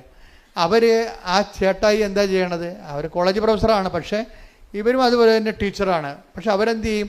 അവർ ഈ സിറ്റുവേഷനിലും മറ്റുള്ളവർക്ക് ഈ പത്രങ്ങൾ കൊണ്ടുപോയി എല്ലായിടത്തും പറഞ്ഞിട്ട് അവരുടെ അനുഭവങ്ങളും അവരുടെ അനുഭവം എന്ന് പറഞ്ഞാൽ എന്താണെന്നറിയാവോ? അവിടെ അനുഭവം എന്ന് പറഞ്ഞാൽ അവിടെ രോഗത്തിന് എന്താ സംഭവിച്ചിരിക്കുന്നത്? റേഡിയേഷൻ പറ്റത്തില്ല, ഓപ്പറേഷൻ പറ്റത്തില്ല, കീമോ പറ്റത്തില്ല. പക്ഷേ എന്ത്? പാലിയേറ്റീവ് കീമോ, മരിക്കാനുള്ള കീമോ കൊടുത്തിരിക്കുക. ആ സംഭവം പക്ഷേ ഒരു കീമോ കഴിഞ്ഞ് 2 കീമോ 3ാമത്തെ കീമോ ടെസ്റ്റ് ചെയ്ത് നോക്കിയപ്പോൾ ഉണ്ട് 99% ഇവർ സുഖപ്പെട്ടിരിക്കണം. അപ്പം ഇവരുടെ അനുഭവങ്ങൾ പറഞ്ഞാണ് ഇവർ ആൾക്കാർക്ക് പത്രങ്ങൾ കൊടുക്കേണ്ടത്. എന്നുവെച്ചാൽ അത് കൊടുത്ത് ഒപ്പിച്ച് തീർക്കുന്ന ഒരു കാര്യമല്ല, മറിച്ച് എന്താണ്? അത് തന്നെ ഒരു ജോലിയാണ്, പ്രേക്ഷിത പ്രവർത്തനമാണ് ഉടമ്പടി. കാര്യം കാര്യം ഇത് ആദ്യമേ തന്നെ ഞാൻ തുടങ്ങിയപ്പോൾ തന്നെ പിശാച് പല്ലും നഖവും കൊണ്ട് പത്രത്തെ എതിർത്തായിരുന്നു. ഇപ്പം ഞാൻ 3-4 പേര് ഇതിൻ്റെ ഒരു കീബോർഡിൽ നിൽക്കുന്ന ആൾക്കാരുണ്ട്. ഞങ്ങൾക്ക് ഇതിനെക്കുറിച്ച് ഐഡിയ ഉണ്ട്, വ്യക്തമായ ഐഡിയ ഉണ്ട്. അപ്പോൾ എന്തെല്ലാം ലോകം മുഴുവനും തലകുത്തും പറഞ്ഞാലും ഞങ്ങളുടെ തലകുത്തും അറിയത്തില്ല. എന്താ കാര്യം? ഇപ്പം ഞാൻ തന്നെ നിങ്ങളുടെ വിഷയത്തിൽ ഞാൻ എപ്പോഴും സംസാരിക്കണം എന്താ കാര്യം ഈ വിഷയത്തിൻ്റെ ഇപ്പം ഞാൻ ജീവിച്ചിരിക്കുന്നതോളം കാലം ഫസ്റ്റ് ഹാൻഡ് പ്രൈമറി വിറ്റ്നസ് ഞാനാണ്. മാതാവ് പ്രത്യക്ഷപ്പെടേണ്ട കണ്ടത് ഞാൻ മാത്രമേ അമ്മയെ കണ്ടുള്ളൂ, സത്യമായിട്ടും കണ്ടുള്ളൂ. പക്ഷേ ഇന്ന് ലക്ഷക്കണക്കിന് മനുഷ്യർ അമ്മയെ കാണുന്നുണ്ട്, അനുഭവത്തിലൂടെ നേരെയും. അപ്പോൾ ഇപ്പോൾ തന്നെ പ്രൊഫസർ ജോയ് തോമസിൻ്റെ ഈ ക്യാൻസർ വന്നിരിക്കുന്ന ചേച്ചി ഒരു ദിവസം വചനം കേട്ടുകൊണ്ടിരിക്കുക പറയും, ഇന്ന് കഠോരമായ രോഗത്തിലിരിക്കുന്നവർ മാതാവിൻ്റെ സാന്നിധ്യം മഴവില്ല് പോലെ കാണുമെന്ന് പറഞ്ഞ് അതുപോലെ തന്നെ കണ്ട്. അതെന്താ കാര്യം വെച്ച് കഴിഞ്ഞാൽ ഈ വിശ്വാസത്തിൽ ദൈവത്തെ അന്വേഷിക്കുന്നവർക്ക് ദൈവം സമീപസ്ഥനാണ്. ഹൃദയ പരമാർത്ഥതയോടെ take the word of God. ശ്രുതികട ഹല്ലേലൂയ. സങ്കീർത്തനം 145:18 തന്നെ വിളിച്ചപേക്ഷിക്കുന്നവർക്ക് ഹൃദയ പരമാർത്ഥതയോടെ വിളിച്ചപേക്ഷിക്കുന്നവർക്ക് കർത്താവ് സമീപസ്ഥനാണ്. കളങ്കമില്ലാതെ പരമാർത്ഥത വേണം. അല്ല വെക്കുവോ, അച്ഛൻ പറഞ്ഞ് ശരിയായിരിക്കുവോ? അത് മഴവില്ല് ചുമ്മാ കണ്ടതല്ലേ, ആകാശത്ത് കാണാം മഴവില്ലൊക്കെ, പിന്നെ അച്ഛൻ പറഞ്ഞതാണ്, അച്ഛൻ പറഞ്ഞില്ല പറഞ്ഞാലും പറഞ്ഞില്ലെങ്കിലും മഴവില്ല് അവിടെ ഉണ്ടാകത്തില്ലേ? ഇങ്ങനെയൊക്കെ എന്ത് വേണമെങ്കിൽ നമുക്ക് സംശയിക്കാം. അതുകൊണ്ട് തന്നെയാണ് ഹൃദയ പരമാർത്ഥതയോടെ. കാര്യം എന്താണ്? കർത്താവ് എന്നോട് സംസാരിച്ചതാണെന്ന് അതൊക്കറിയാമല്ലോ. ദൈവവിധി പ്രകാരമുള്ള ദൈവഹിതപ്രകാരമുള്ള ദർശനങ്ങളുണ്ടാകും. അപ്പോൾ ആ വ്യക്തിക്ക് അത് ഉദ്ദേശിക്കുന്നുണ്ടെങ്കിൽ ആ വ്യക്തിക്ക് അതിൻ്റെ ഇൻ്റർപ്രിട്ടേഷൻ കൊടുത്തിരിക്കും ദൈവം. ഇങ്ങനെയല്ല നമ്മൾ സ്വപ്നത്തിലൂടെ ഓരോ കാര്യങ്ങൾ വിവേചിക്കുന്നത്. ദൈവഹിതപ്രകാരമുള്ള ദൈവം ഉദ്ദേശിച്ചിട്ട് കൊടുക്കുന്ന സ്വപ്നങ്ങളുണ്ട്, ദൈവം ഉദ്ദേശിച്ചിട്ട് കൊടുക്കുന്ന ദർശനങ്ങളുണ്ട്. അതെന്താണ്? അതിൻ്റെ പ്രിൻ്റ് ഔട്ട് ഉൾപ്പെടെയാണ് അതിൻ്റെ ആ വ്യക്തിയെ അഡ്രസ്സ് ചെയ്യണത് വിത്ത് അഡ്രസ്സാണ് കൊടുക്കണത്. കാര്യം എന്താണ്? ഇത് എന്നെക്കുറിച്ച് പറഞ്ഞതാണെന്ന് ആന്തരികമായ ബോധ്യം എനിക്ക് കിട്ടും. Praise the Lord. ദൈവഹിതപ്രകാരമുള്ള ദർശനങ്ങൾക്കോ സ്വപ്നങ്ങൾക്കോ ദൈവം നിങ്ങൾക്ക് തന്നെ ബോധ്യപ്പെടുത്തി തരും. എന്താണ്? ഇത് നിങ്ങളെ തന്നെ ഉദ്ദേശിച്ച് ചെയ്തിട്ടുള്ളതാണെന്ന് പറയും. അത് പറയുന്ന സമയത്ത് ചിലർക്ക് കുളിരോടുന്ന പോലുള്ള ശാരീരികമായ ഫിസിക്കൽ ഫിനോമിന ഉണ്ടാകും. ദൈവാനുഭവത്തിന് ഒത്തിരിയേറെ രസകരമായ അനുഭവങ്ങളുണ്ട്. കാര്യം അത് പറഞ്ഞുകൊണ്ടിരിക്കുന്ന സമയത്ത് രണ്ടുപേരുടെ ഇരട്ട അഭിഷേകം എന്ന് പറയും. പറയുന്നവർക്കും കേൾക്കുന്നവർക്കും ഒരേ സമയം തന്നെ ആന്തരികമായ ഈ ബോഡിയിൽ തന്നെ ഫീലിംഗ് ചെയ്യും. ഒരു പ്രത്യേക നമ്മൾ ഒരു പൂരണിപ്പ് എന്നൊക്കെ പറയുന്ന പോലെ രീതിയിലുള്ള ഒരു ഫീലിംഗ് നമുക്കുണ്ടാകും. കേൾക്കുന്നവർക്കും ഉണ്ടാവും, പറയുന്നവർക്കും ഉണ്ടാവും. അപ്പോൾ എന്താണ്? പരിശുദ്ധാത്മാവിൽ ചെയ്യുന്ന കാര്യങ്ങൾക്കും സംഭവിക്കുന്ന കാര്യങ്ങൾക്കും നമുക്ക് പേഴ്സണൽ കൺകറൻസ് കിട്ടാൻ നമുക്ക് വ്യക്തിപരമായി ദൈവം നൽകുന്ന ശാരീരികമായ അനുഭവങ്ങൾ ഫിസിക്കൽ ഫിനോമെറ്റിസിസമാണ്. ശരിക്കും പറഞ്ഞാൽ ഇങ്ങനെയുള്ള ഒരു വിഷയം ദൈവികമായ കാര്യങ്ങളുടെ ശാരീരികമായ പ്രതിഭാസങ്ങൾ അത് ഇന്നത്തെ കാലത്ത് ഉടമ്പടിയുടെ അനുഭവങ്ങളിൽ കൂടിക്കൂടിയാണ് വരണത്.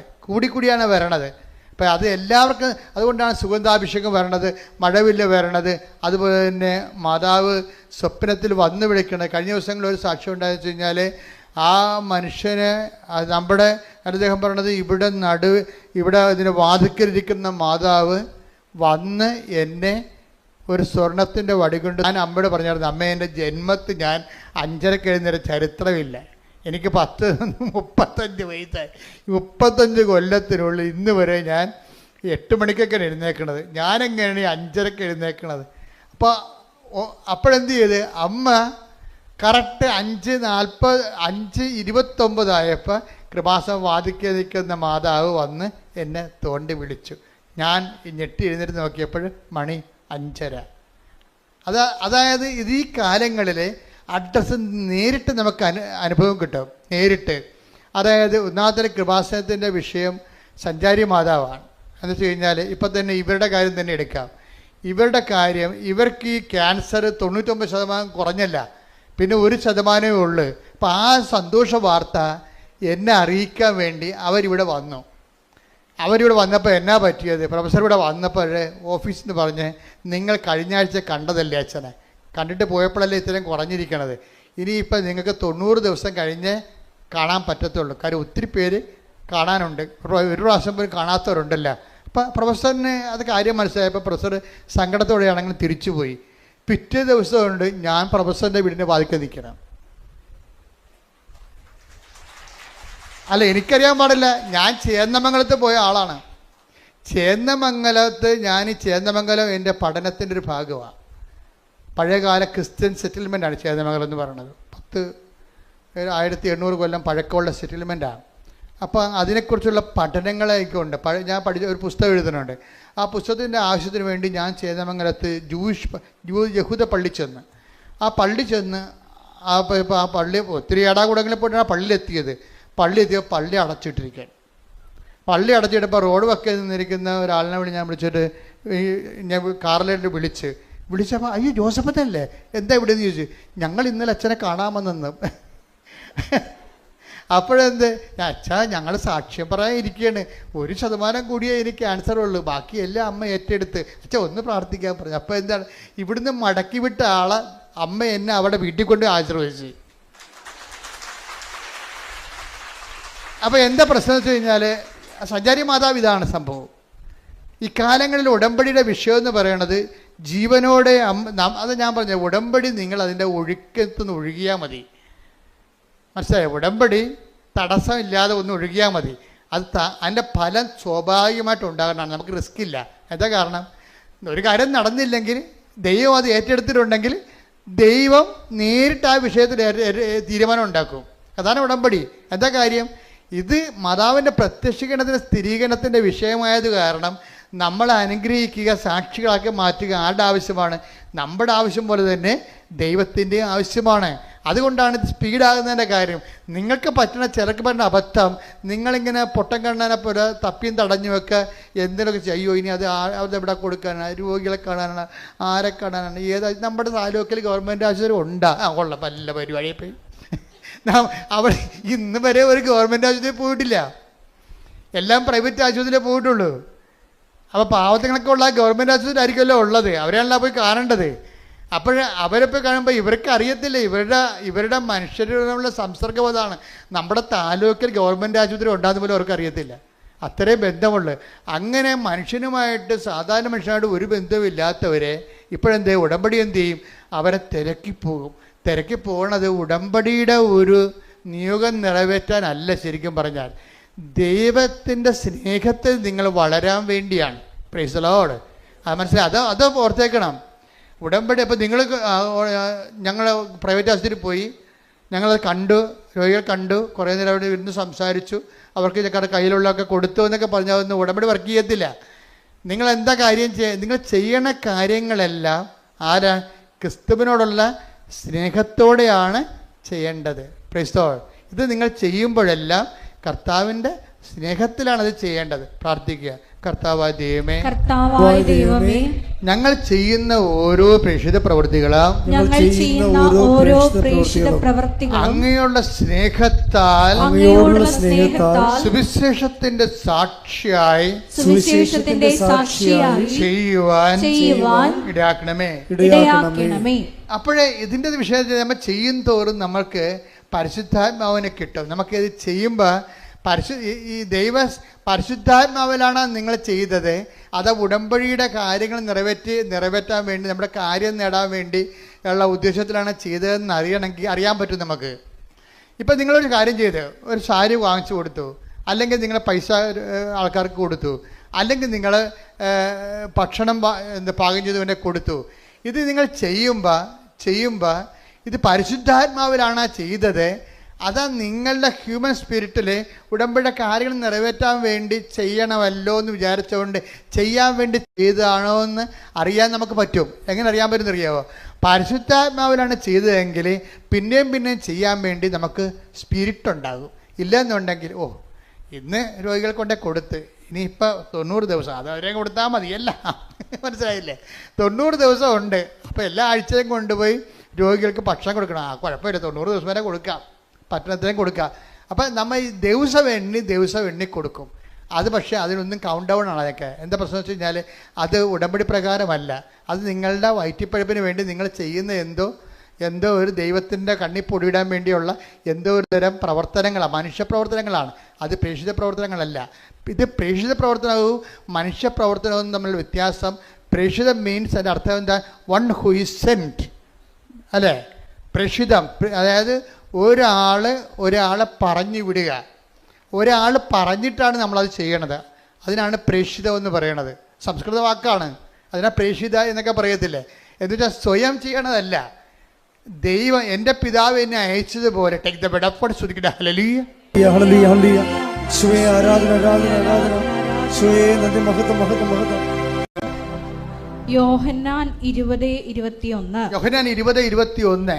പിതാവ് എന്നെ അയച്ചതുപോലെ, ഏറ്റു പറഞ്ഞ പിതാവ് എന്നെ അയച്ചതുപോലെ ഞാനും നിങ്ങളെ അയക്കുന്നു. അതാണ് വിഷയം. ഞാനും അയക്കുന്നു. അടുത്ത വരി. ഇത് പറഞ്ഞിട്ട് അവരുടെ മേൽ വിശ്വസിച്ചുകൊണ്ട് അവരോട് അരുൾ ചെയ്തു, നിങ്ങൾ പരിശുദ്ധാത്മാവിനെ സ്വീകരിക്കുവിൻ. അപ്പോൾ എപ്പോഴും പ്രേക്ഷിത പ്രവർത്തനത്തിന് അത് എൻസ്പിരിറ്റഡ് ആണ്, മനസ്സിലായില്ല.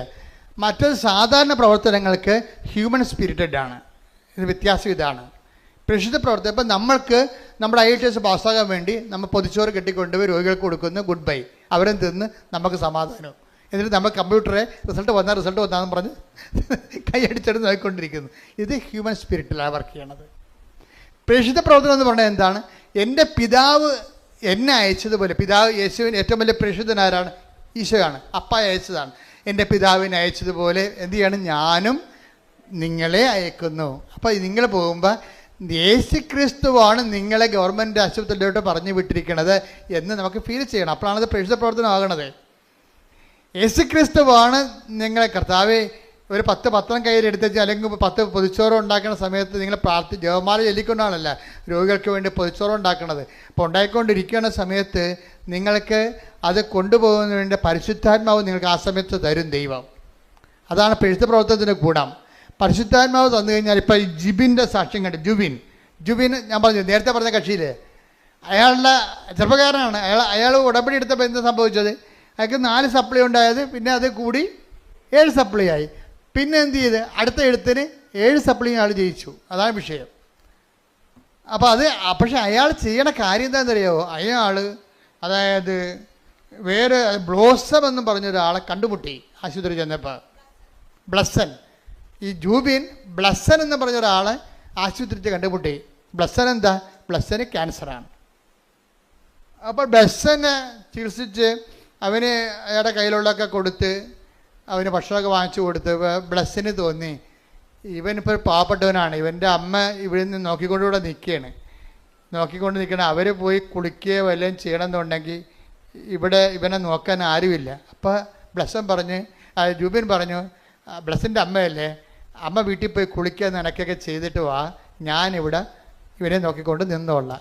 കളി വേണ്ട, അത് പ്രേക്ഷിത പ്രവർത്തനം എന്ന് പറഞ്ഞാൽ അതാണ്. കളി മറന്ന കണ്ടില്ലേ? അങ്ങനെ നിന്ന് എത്ര ദിവസം എന്നറിയാവോ? അവൻ പാവപ്പെട്ടത് കൊണ്ട് അവർക്ക് ഒരു നേരം ആഹാരം കിട്ടണമെങ്കിൽ പണിയെടുക്കണ്ടേ. അപ്പം അതുകൊണ്ട് ഞാൻ എന്ത് ചെയ്ത്, അമ്മയെ പറഞ്ഞ് വീട്ടിൽ വിട്ടിട്ട് ഞാൻ 1 മാസം അവൻ്റെ കൂടെ നിന്നെന്ന് പറഞ്ഞു. Price the Lord. ഇതാണ് പ്രേക്ഷിത പ്രവർത്തനം. ഫ്രീഡിയ, ഇതാണ് പ്രേക്ഷിത പ്രവർത്തനം. അപ്പോൾ അവൻ മരിക്കാനായപ്പോൾ അവൻ പറഞ്ഞു, എനിക്ക് ജൂബിനെ കാണണമെന്ന് പറഞ്ഞു. പിന്നെ ജൂബിൻ പോയി കണ്ടു. ജൂബിൻ്റെ കൂടെ കൈവച്ച് അവൻ മരിച്ചു. അപ്പോൾ ഒരു മനുഷ്യന്മാരെങ്ങനെ ജീവിക്കണമെന്ന് നോക്കിയേ. അവസാന നിമിഷമാണ് അവനെ ശുശ്രൂഷിക്കാൻ കിട്ടിയെങ്കിലും ആ ജീവിതകാലം മുഴുവൻ ഇതിൽ നിന്ന് വരുമാനം കിട്ടി. ഈ ജൂബിനെ ഈ ബ്ലസ്സനെ സ്നേഹിച്ചതിൻ്റെ പേരിൽ കർത്താവ് അവൻ്റെ മരണം വരെ ഇതിൽ നിന്ന് അവന് വരുമാനം വന്നുകൊണ്ടിരിക്കും, കൃപയുടെ വരുമാനം വന്നുകൊണ്ടിരിക്കും. ഒരിക്കലും ജൂബിനെ ദൈവം മറക്കത്തില്ല. അതുപോലെ നിങ്ങളെയും ദൈവം ഒരിക്കലും മറക്കാനാവാ ദൈവത്തിന് എന്ന് ഓർക്കാൻ പറ്റുന്ന രീതിയിൽ ഒരു പ്രേക്ഷിതയായി നിങ്ങൾ ഉയർത്താനും വളർത്താനും വേണ്ടി ഇടിമുഴക്കം പരിശോധിക്കട്ടെ. പരിശുദ്ധ പരമ ദിവ്യകാരുണ്യത്തിന് അപ്പൊ ജൂബിന്റെ പ്രേക്ഷിത പ്രവർത്തനത്തിന്റെ ഒരു മാനദണ്ഡം എന്താണെന്ന് നോക്കിയേ. ജൂബിന്റെ പ്രേക്ഷിത പ്രവർത്തനത്തിന്റെ മാനദണ്ഡം എന്താണ്? അതായത് അത് ക്രിസ്തുവിൻ്റെ പ്രേക്ഷിത പ്രവർത്തനത്തെക്കുറിച്ചുള്ള വിഭാവനതയാണ് ഇവിടെ മാനദണ്ഡമാണിത്. എപ്പോഴും നമ്മൾ വിഷയം ശ്രദ്ധിക്കേണ്ടതെന്ന് വെച്ചാൽ നമുക്ക് ഓരോ ഉടമ്പടി എടുക്കുമ്പോൾ ഓരോ ലക്ഷ്യങ്ങളുണ്ട്. ഇപ്പം ഞാൻ ആദ്യകാലങ്ങളൊക്കെ പറഞ്ഞുകൊണ്ടിരുന്നത്, ഇപ്പോഴും പറയണത് അതാണ്, ഉടമ്പടി ഉടനടി പരിഹാരം. ഒരു സംശയമില്ല കാര്യത്തിൽ. നിങ്ങൾ പാത്രം എടുത്ത് നോക്കിയാൽ മതി. പക്ഷേ ഈ ഉടമ്പടി ഉടനടി പരിഹാരം കിട്ടിയില്ലെങ്കിലും 10,000 ഇപ്പോഴും ഇത്തിരി ഉടമ്പടി ദൈവത്തിൻ്റെ സമയത്താണത് നടക്കണമെന്നുണ്ടെങ്കിൽ 10,000 അതിനുള്ളിൽ വിശുദ്ധരായി ജീവിക്കുന്നുണ്ട് ഇന്ന്. എന്താ കാര്യം? കർത്താവ് ചെയ്യുമ്പോൾ എല്ലാം കൃത്യമായിട്ട് ചെയ്യുന്നവർക്ക് നല്ല ക്രിസ്തുവിനെക്കുറിച്ച് നല്ല ഐഡിയ ഉണ്ട്. ക്രിസ്തുവിനെക്കുറിച്ച് ഐഡിയ ഇല്ലാത്ത ജനങ്ങളോട് സംസാരിക്കുമ്പോൾ എന്ത് ചെയ്യണം? ആ രീതിയിൽ സംസാരിക്കാൻ പറ്റത്തുള്ളൂ നമുക്ക്. ഉദാഹരണത്തിന് 1 Corinthians 3:1 എടുത്തേ. സഹോദരരെ, പറഞ്ഞ സഹോദരങ്ങളെ എനിക്ക് നിങ്ങളോട് ആത്മീയ മനുഷ്യരോട് എന്നതുപോലെ സംസാരിക്കാൻ സാധിച്ചില്ല. ജഡിക മനുഷ്യരോട് എന്നതുപോലെയും ക്രിസ്തുവിനെ കുറിച്ചുള്ള അറിവിന്റെ കാര്യത്തിൽ പൈതങ്ങളോട് എന്നതുപോലെയുമാണ് നിങ്ങളോട് ഞാൻ സംസാരിച്ചത്. പൈതങ്ങളോട് സംസാരിക്കുമ്പോൾ എന്ത് ചെയ്യണം? അവർക്ക് മിഠായി, ബലൂൺ, അതുപോലെയുള്ള കളിപ്പാട്ടം, ഇങ്ങനെ കുറേ സംഭവങ്ങളില്ലേ, അവർ കിട്ടിയാൽ മാത്രമേ മദറിൻ്റെ സ്നേഹം. നിങ്ങൾക്കറിയാവില്ല, ഇപ്പം കുഞ്ഞുങ്ങളെ അമ്മയെന്ന് വിളിക്കണ ആരെയാണ് പലപ്പോഴും? ആയമാരെ വിളിക്കണതല്ലേ. നാളെ ബംഗാളി ചേച്ചിമാർ വന്ന് നമ്മുടെ പിള്ളേർക്ക് നിങ്ങൾ 4 ലക്ഷത്തിൻ്റെ ശമ്പളം മേടിക്കും, നിങ്ങളുടെ മക്കൾക്ക് മുല കൊടുക്കുന്നതായിരിക്കും ബംഗാളി ചേച്ചിമാരായിരിക്കും. അപ്പം നമ്മുടെ മക്കൾ അവരെന്തെന്ന് വിളിക്കും? അമ്മയെന്ന് വിളിക്കും. നിങ്ങളെന്തെന്ന് വിളിക്കും? ആയെന്ന് വിളിക്കും. ഇതാണ് പ്രശ്നം. പിള്ളേരുടെ ഒരു സൈക്കോളജിയിൽ എന്താ ഉള്ളത്? ആര് എന്ത് കൊടുക്കുന്നു അവരാണ് അമ്മ. ഞാൻ പറഞ്ഞിട്ട് കാര്യമില്ല. ആര് കൊടുക്കുന്നു? അമ്മ എപ്പോഴും അമ്മയായി നിൽക്കുന്നത് എന്തുകൊണ്ടാണ്? എല്ലാ കാര്യങ്ങളും കുഞ്ഞിനെ ചെയ്ത് കൊടുക്കുന്നത് കൊണ്ടാണ്. അപ്പം ദൈവത്തിന് ഇങ്ങനെ ഒരു കാലം ഉണ്ടെന്നാണ് പൗലോസ് പറയുന്നത്. ഒന്നിനു വായിച്ചത്. സഹോദരങ്ങളെ, എനിക്ക് നിങ്ങളോട് ആത്മീയ മനുഷ്യരോട് എന്നതുപോലെ സംസാരിക്കാൻ സാധിച്ചില്ല. സംസാരിക്കാൻ സാധിക്കും. ആത്മീയ മനുഷ്യരോടാണ് സംസാരിക്കണമെന്നുണ്ടെങ്കിൽ എന്താണ്? നേരത്തെ പറഞ്ഞ കാര്യം 1 തിമോത്തി 4:8 എന്താണ്? ആത്മീയ മനുഷ്യരോട് സംസാരിക്കുന്നത് എന്തിനെക്കുറിച്ചാണ്? നിത്യജീവനെക്കുറിച്ചായിരിക്കും. ജഡിക മനുഷ്യരോട് സംസാരിക്കുന്നത് എന്തിനെക്കുറിച്ചായിരിക്കും? ഈ ജീവിതത്തിന് വേണ്ടിയായിരിക്കും സംസാരിക്കണത്. അപ്പോൾ ഈ ജീവിതത്തിന് വേണ്ടി കർത്താവ് അഡ്രസ്സ് ചെയ്യണില്ലേ? അതാണല്ല ഉടമ്പടി. ഈ ജീവിതത്തിന് വേണ്ടി അവർക്ക് വീഞ്ഞില്ല, അവർക്ക് വീടില്ല, അവർക്ക് ജോലിയില്ല, അവരുടെ വിവാഹം നടക്കണില്ല, അവർക്ക് രോഗമാണ്. ഇതല്ലേ പരിശുദ്ധ ഉടമ്പടിയിലൂടെ ഈശോയോട് പറഞ്ഞിട്ടല്ലേ സമയബന്ധിതമായി ഈ വിഷയം സമാധാനം ഉണ്ടാകേണ്ടത്. പക്ഷേ അടുത്ത പടി എന്താണ് ഉടമ്പടിയുടെ? ഈ ജീവിതത്തിന് വേണ്ടി മാത്രമാണ് നിങ്ങൾ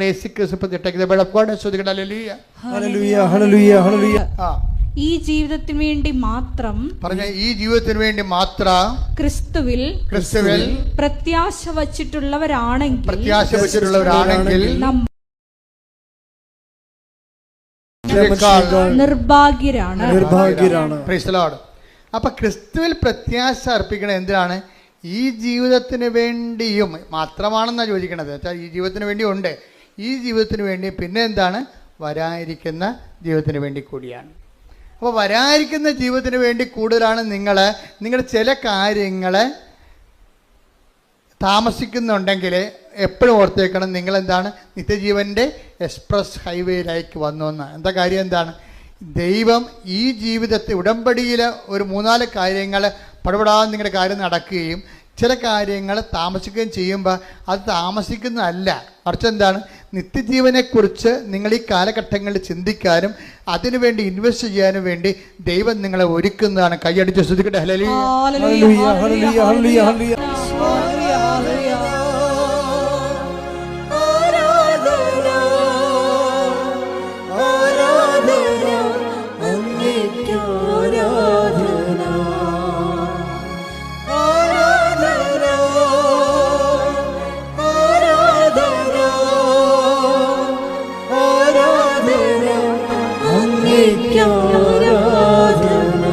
മലയാളിക്ക് ഒരു കുഴപ്പമുള്ളേ,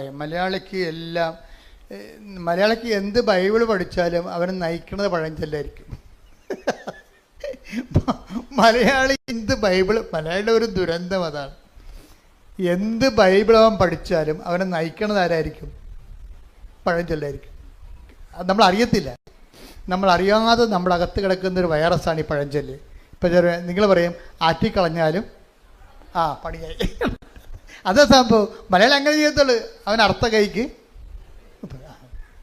അപ്പം ഈ ബേസിക് സ്വഭാവങ്ങളുള്ള കാരണം തന്നെ ദൈവാനുഗ്രഹം കുറയാൻ സാധ്യതയുണ്ട്.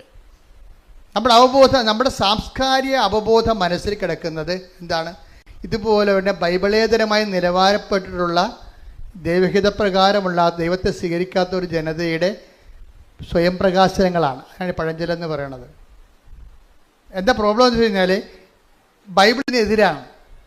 നിങ്ങൾ പറയും ആറ്റിക്കളഞ്ഞാലും അളന്ന് കളയണം. അപ്പോൾ കർത്താവ് എന്ന് പറയും, നിങ്ങൾ അളക്കുന്ന അളവ് പോലോട് തന്നെ തിരിച്ച് നിങ്ങൾക്ക് മാത്രം അളന്നാൽ പറ്റത്തില്ല. മത്തായി 7:2 നിങ്ങൾ അളക്കുന്ന അളവ് കൊണ്ട് തന്നെ നിങ്ങൾക്കും അളന്ന് കിട്ടും. പക്ഷെ ഇത് എങ്ങനെ സംഭവിച്ചിരിക്കുന്നത്? ഇത് ലൂക്കാസ് വിശേഷമാണ് നല്ലത്. ലൂക്കാസ് വിശേഷം 6:38 അവസാനമാണ് പറയണത്, നിങ്ങൾ അളക്കുന്ന അളവുകോല് കൊണ്ട് തന്നെ നിങ്ങൾക്കും അളന്ന് കിട്ടുമെന്ന്. പക്ഷെ എന്താ പ്രശ്നം വെച്ചാൽ അതൊക്കെ മുമ്പ് പറഞ്ഞ വാക്ക് എന്താണ്? കൊടുക്കുവിൻ നിങ്ങൾക്ക് ലഭിക്കും. അതാണ് പറഞ്ഞത്. അതിക്ക് മുമ്പ് പറയാം, കൊടുക്കുവിൻ നിങ്ങൾക്ക് ലഭിക്കും. എന്ത് കിട്ടും? അമർത്തി കുലുക്കി നിറച്ചളന്ന് അവൻ നിൻ്റെ മടിയിലോട്ട് ചൊരിയും എന്ന് പറഞ്ഞിട്ടാണ് പറഞ്ഞത്. ഇങ്ങനെ ചൊരിയണമെങ്കിൽ എന്ത് ചെയ്യണം? നിങ്ങൾ അളക്കുന്ന അളവുപോലെ ഉണ്ടെങ്കിൽ നിങ്ങൾക്ക് കൈ നീളത്തില്ലെന്ന് നമ്മൾ ദൈവം കൈ നീളത്തില്ലെന്ന് അർത്ഥം. നമ്മൾക്ക് കൈ നീളത്തില്ലെങ്കിൽ ദൈവത്തിൻ്റെ കൈ നീളത്തില്ലെന്നാണ് ഈ പറയണത്. കേൾക്കുമ്പോൾ ഓർക്കും നമുക്ക് കൊടുക്കുമെന്നെങ്കിൽ ലഭിക്കും. പക്ഷെ എങ്ങനെ കൊടുക്കണം? അമർത്തി കുലുക്കി നിറച്ച് അളന്ന് അവൻ നിൻ്റെ മടിയിലോട്ട് ചൊരിയണമെങ്കിൽ എന്ത് ചെയ്യണം? നമ്മൾ അളക്കണം ആദ്യം. നിങ്ങൾ അളക്കുന്ന അളവ് അല്ലാതെ ദൈവമാണല്ലോ ആദ്യം അളക്കണത്. ആ വചനം ഒന്ന് വായിച്ചേ. ലൂക്ക 6:38. ലൂക്ക 6:38. കൊടുക്കുവിൻ നിങ്ങൾക്കും കിട്ടും, അമർത്തി കുലുക്കി നിറച്ചളന്ന് അവർ നിങ്ങളുടെ മടിയിൽ ഇട്ടു തരും. നിങ്ങൾ അളക്കുന്ന അളവ് കൊണ്ട് തന്നെ നിങ്ങൾക്കും അളന്ന് കിട്ടും. ഞാൻ എന്താ ഇത് വായിച്ചപ്പോഴേക്കും ഈ ജുബിനുണ്ടല്ലോ നിത്യത സമൃദ്ധമായിരിക്കും. എന്താ കാര്യം? ഞാൻ രോഗിയായിരുന്നു, നിങ്ങൾ എന്നെ കണ്ടു എന്ന് പറഞ്ഞില്ലേ? കണ്ടിട്ട് അവൻ പോകുന്നില്ലല്ലോ, 1 മാസം അവിടെ നിന്നില്ലേ? അതാണ് സംഭവം. എൻ്റെ പിതാവിനാൽ ഇപ്പം നിങ്ങൾ ഓർക്കും ശരിയാണ്, കൊടുക്കുകയും നമുക്ക് ലഭിക്കും. അപ്പോൾ നമുക്ക് IELTS പാസ്സാവുന്ന വെച്ചാൽ പറയണം ശരി. അപ്പോൾ നമ്മുടെ പുരയിടം വിറ്റുപോകും, നല്ല വിലക്ക് വിറ്റുപോകുമായിരിക്കും. നിങ്ങൾ ഞാൻ പറയണതൊന്ന് ചിന്തിക്കണ വേറെ. നിങ്ങൾ കൊടുക്കും, ശരി അവന് നമ്മൾ ആണെങ്കിൽ നമുക്ക് 2 കിലോ അരി വാങ്ങിച്ചു കൊടുക്കാം, 10 ഉടുപ്പ് വാങ്ങിച്ചു കൊടുക്കാം. അങ്ങനെയാണെങ്കിൽ പിന്നെ എന്ത്? അപ്പോൾ ജോലി കിട്ടുമല്ല, അപ്പോൾ ശമ്പളം കിട്ടുമല്ല, അപ്പോൾ നമ്മൾ 100 ഉടുപ്പ് തിരിച്ച് വാങ്ങിക്കാമല്ല. ഇങ്ങനെ ഭാഗികമായിട്ടും മാനുഷികമായിട്ടും ക്യാഷ് ആൻഡ് കൈയിലാണ് വചനം നിങ്ങൾ ചിന്തിക്കുകയും ആലോചിക്കുകയും മനസ്സിലാക്കുകയും ചെയ്യും. അതല്ല ഇവിടുത്തെ പ്രശ്നം. എന്താ പ്രശ്നം? ഈ നിത്യതയെക്കുറിച്ചാണ് കർത്താവ് ഇതെല്ലാം പറഞ്ഞിരിക്കുന്നത്. എൻ്റെ ഞാൻ രോഗിയായിരുന്നു, നിങ്ങൾ എന്നെ സന്ദർശിച്ചു, എൻ്റെ പിതാവിനാൽ അനുഗ്രഹീതരെ വരുവിൻ, ലോകാരംഭം മുതൽ ഒരുക്കിയിരിക്കുന്ന രാജ്യം നിങ്ങൾ കൈവശമാക്കിക്കൊള്ളുവിൻ. നിത്യതയെക്കുറിച്ചാണ് ഇതെല്ലാം പറയണത് പലതും. അപ്പോൾ ജൂബിനെ സംബന്ധിച്ചിടത്തോളം ഒരു മണിക്കൂർ പോയി നിൽക്കാൻ പറഞ്ഞപ്പോൾ അവനെന്ത് ചെയ്ത്? 1 മാസം പോയി നിന്ന്. അപ്പോൾ അവന് എന്താ കിട്ടാൻ പോണേ? നിത്യതയാണ് അവന് വരാൻ പോണത്. അവൻ്റെ ഇതിനോടുകൂടി നിത്യത. അപ്പം നിങ്ങളൊക്കെ ചത്ത് കഴിയുമ്പോൾ ഈ ജീവിതത്തിൽ എന്താ അച്ഛൻ ഈശോ ഒന്നും പറയാത്തത്? അങ്ങനെയാണ് ചേർത്ത് നൽകുമെന്ന് ഈശോ പറയണത്. വരാനിരിക്കുന്ന രാജ്യത്തെ നിത്യജീവനം. ടേക്ക് ദ ബെഡ് ഫോർ വരാനിരിക്കുന്ന. ഇപ്പം ഈ ജീവിതത്തിൻ്റെ ഡിമാൻഡ്സുകൾ സാറ്റിസ്ഫൈ ചെയ്തതിന് ശേഷമാണ് അതിൻ്റെ കൂടെ എന്ത് ചെയ്യും? ഉടമ്പടിക്ക് വരാനിരിക്കുന്ന കാലത്ത് നിത്യജീവനം. ടേക്ക് ദ ബെഡ് ഫോർ ശ്രുതികട ഹല്ലേലൂയ ഹല്ലേലൂയ ഹല്ലേലൂയ ഹല്ലേലൂയ. യേശുവേ നന്ദി, യേശുവേ സ്തുതി. ഹല്ലേലൂയ ഹല്ലേലൂയ ഹല്ലേലൂയ ഹല്ലേലൂയ ഹല്ലേലൂയ. മർക്കോസ് 10:29-30. മർക്കോസ് 10:29-30. യേശു പ്രതിവചിച്ചു, സത്യമായി ഞാൻ നിങ്ങളോട് പറയുന്നു, എന്നെ പ്രതിയും സുവിശേഷത്തെ പ്രതിയും ഭവനത്തെയോ സഹോദരന്മാരെയോ സഹോദരിമാരെയോ മാതാവിനെയോ പിതാവിനെയോ മക്കളെയോ വയലുകളെയോ ത്യജിക്കുന്നവരിൽ ആർക്കും ഇവിടെ വെച്ച് തന്നെ 100 ഇരട്ടി ലഭിക്കാതിരിക്കില്ല. ഭവനങ്ങളും സഹോദരന്മാരും സഹോദരിമാരും മാതാക്കളും മക്കളും വയലുകളും അവയോടൊപ്പം പീഡനങ്ങളും വരാനിരിക്കുന്ന കാലത്ത് നിത്യജീവനും. യേശുക്രിസ്തുവിന് വേണ്ടി നമ്മൾ കൊടുക്കുമ്പോഴേ ആ കൊടുക്കണ ആ സമയത്ത് ചില ആൾക്കാർ പറയത്തില്ലേ, എന്ത് കൊടുത്താലും ആ കൊടുക്കുമ്പോൾ കൊള്ളാമെന്ന്. മലയാളത്തിലുള്ള സംഭവമാണ്. എന്താണ്? കൊടുക്കുമ്പോൾ കൊള്ളാമെന്ന്.